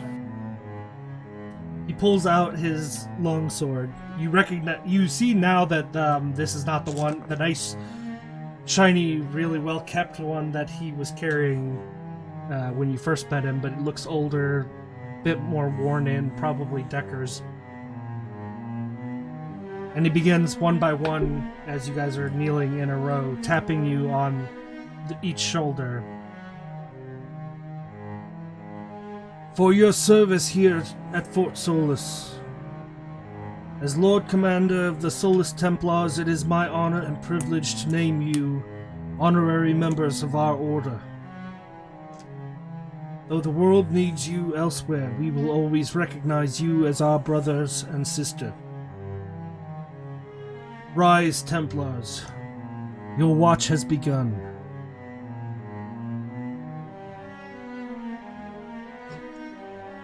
I stand up, placing my hat back on my head.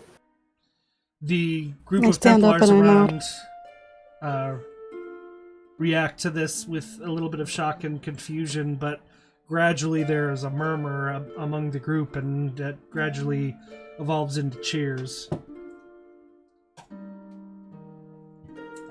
And so you are honorary members now of the Solus Templars, and in theory this is enough of a basis to start taking levels in Paladin if you so chose and met the minimum requirements, just so you know. That's cool. I bet you that'll take me about one session to regret. Oh, smite! Smite with a gun! Wait a minute, is that possible? It might be. Okay. See what I mean? It can even take a full session, 5 seconds. But you have been, Oh god. in theory, knighted, and also your status as Knights of the Solus Templar will give you some social weight to throw around in Cassena. They are well respected there, so. My hometown? Your home country, yeah.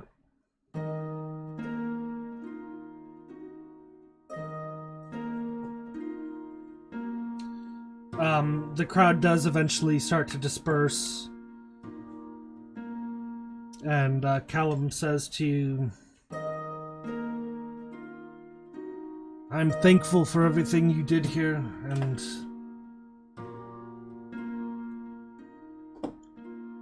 and sorry that we had to meet under such solemn circumstances. But I'm glad you were here. We could have lost a lot more if you hadn't come and warned us.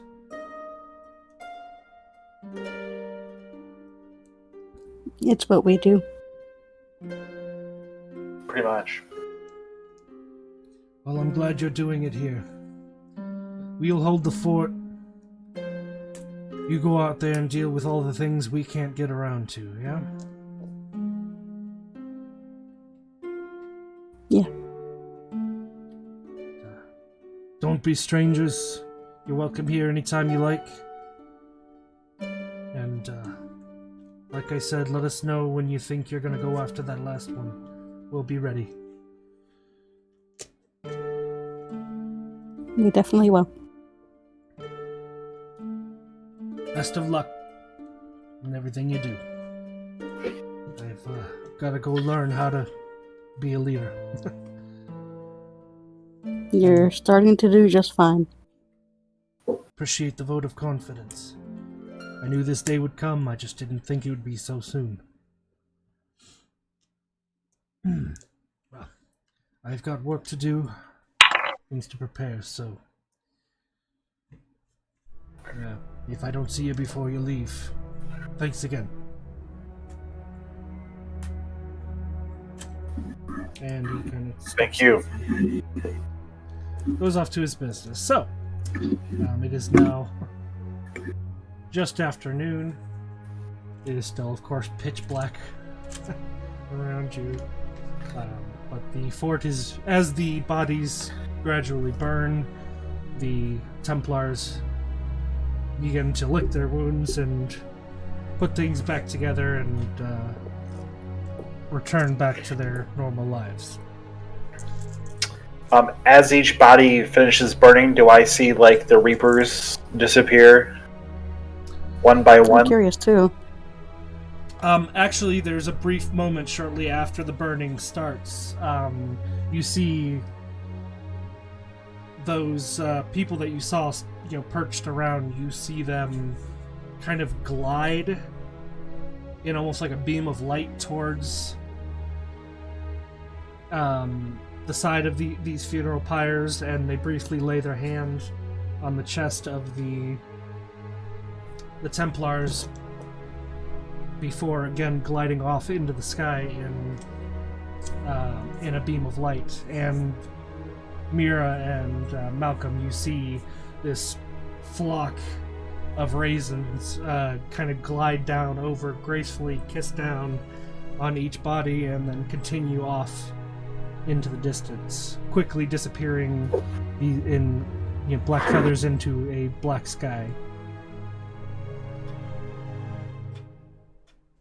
So I decide to question Malcolm. Me and Zuko, we see ravens coming for the souls of people who died. I'm curious to see, what do you see? I explained to them that I see, Dead people. humanoid creatures waiting to ferry the souls of the dead to the afterlife. That's interesting. And that they are impossibly placed sometimes, that they're standing where people normally could not stand, and are mostly unreactive, except for whenever they see me. So they acknowledge your existence. They do. They nodded to me, which is why I nodded back, which is what you guys saw. So they know who death is. They do.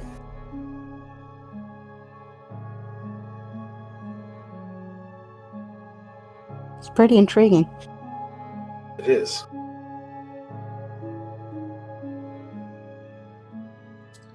So, as you have this brief conversation about the difference in experience of what can only be described as Reapers, before it begins to return to normal life, and the day, what's left of it, is yours. What would you like to do?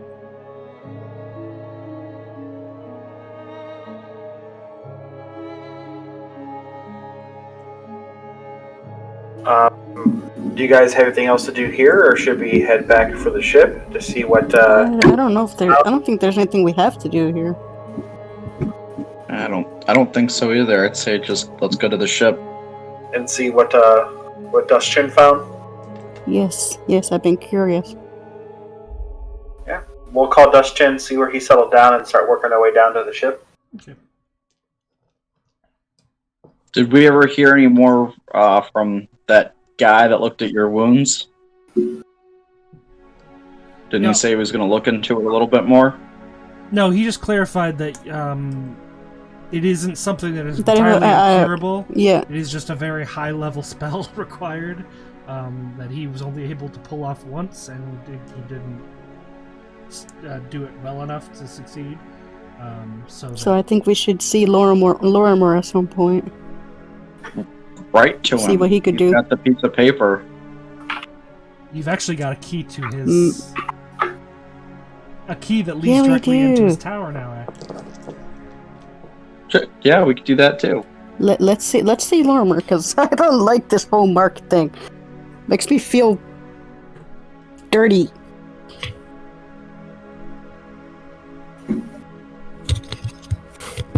If I wanted a tattoo, I would have gotten it myself.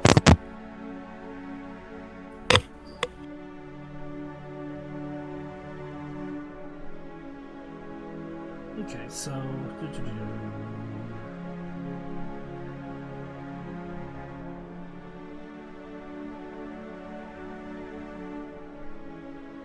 That's why he fucking smiled at me. He's like, yeah, I got you, bitch. I can find you whenever I want now. Alright, so you guys head out the main gate and down the path.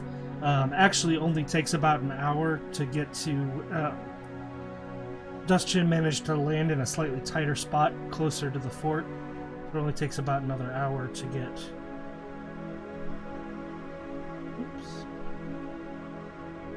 Let's get down the path to him and get on board the ship. Wolfric, of course, runs and leaps and almost knocks you over, Mira, as you enter the ship. Oh, who's a good boy? I missed you too. Oh, Matt. What? The fact that you opened us up to Paladin. Oh no. I'm sorry ahead of time. Just letting you know. Mind you, if you do that, because your basis is in the Solus Order, I will have to look at possibly creating a completely unique oath if you were to take 3 levels in it. The gunpowder does have one, but I don't know if you would use it or That's a change possibility. something else. I think I might want to create one specifically for, basically dedicated specifically to the eradication of undead. I wouldn't say no to that. But you just do realize I get to pick a second fighting style at level 2 of Paladin, right? Well, you keep getting more. I can pick defensive, so I'll have another 1 to AC. Now, I keep making you guys more unbalancedly, strong, and I just have to keep making the enemy stronger. Well, here's my thinking. If I get my AC to 20, I just make shotguns and I just go point blank with everybody, toe to toe, dual wielding shotguns. Nice. Oh dear. At that point, you are God. Unless you get pushed off the ship. Yes, unless you get pushed off the ship. I can see Zuko doing it. Fuck you, I'm tired of your pranks. So, Dustin comes down to meet you. And, welcome back, Captain. Guess you're wanting to see what we found.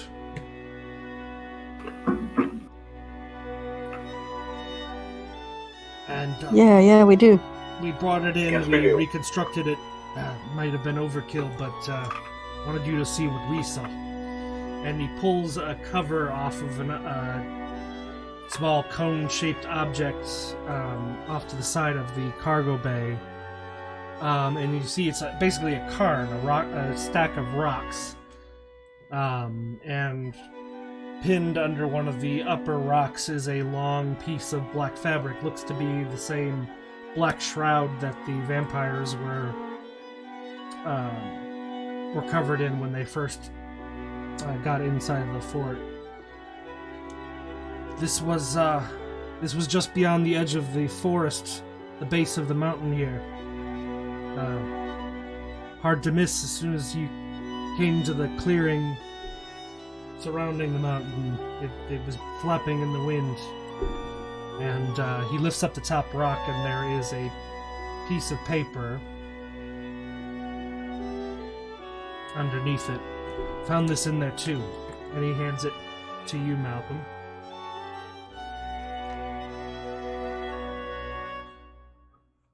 I will proceed to read it out loud to everybody. It's a very short note, hastily scrawled in what looks to be blood. And it essentially says, "No hard feelings on either end. You put up a good fight, but I'm not interested in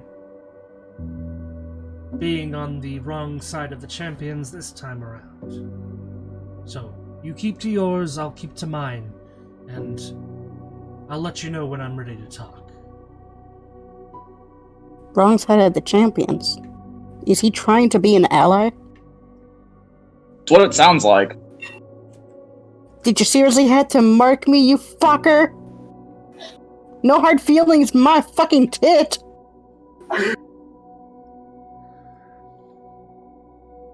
I mean, as long as he's on the side of Orcus, he's on the wrong side of the champion. So, I guess we'll It have sounds to like... whenever he decides to come chat. Right.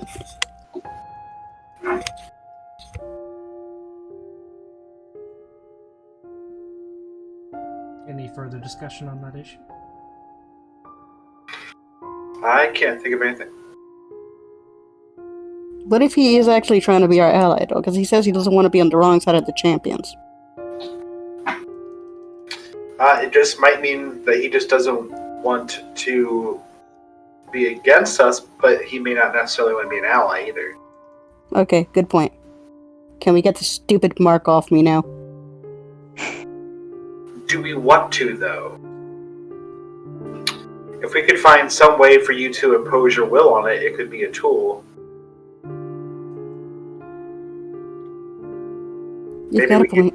Maybe we leave it for a second to see if there's somebody that might be able to help us better understand it. Okay. I mean, maybe Lorimer might know something about that. Maybe he might. Let's give this a try. Alright, at this point... I still feel like scrubbing my skin. Won't do you no good. So, I'm assuming you did take notes on what the cleric said to you, right, though? Hemocraft. You're expecting me to take notes when it's dark in the room, dear? Oh, I didn't know if you had something, an app up that you could type into or anything like that. No, I do not. Currently, no, not yet, but I could look. We probably should have like a dedicated note taker.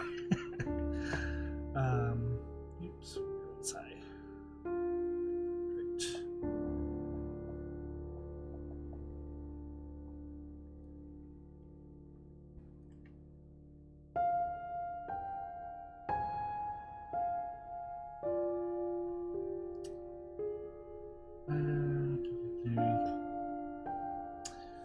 Malcolm. Because usually I'm so used to putting things down on the binder. Yeah.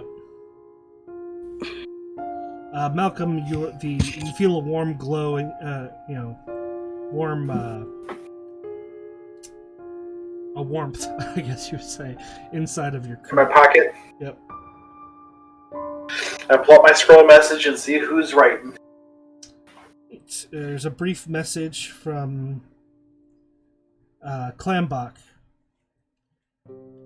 Says, lots of moving parts, things changing quickly. Here the Jarl would like to check in with you, but doesn't have any way to contact you directly, so he asked me if I could send you a message. Might want to get back to Palhas as soon as is convenient. Not a lot. So I guess we're going to Palhas, guys.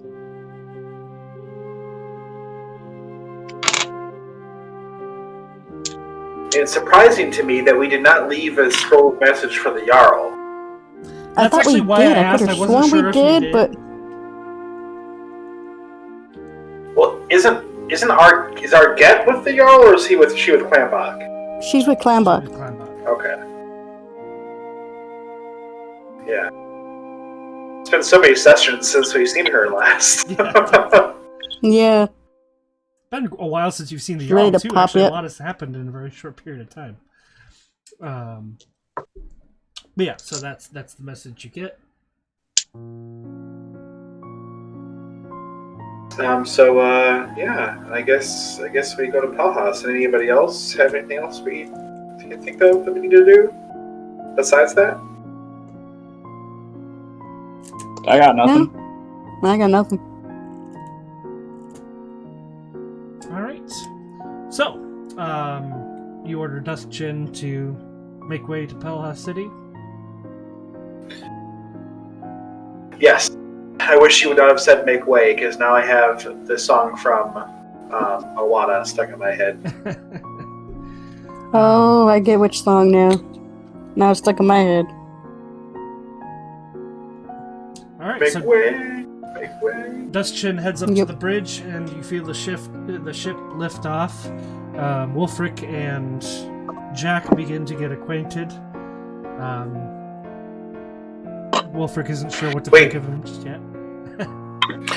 Does Wulfric let him come close without eating him? Yeah, that's what I'm wondering.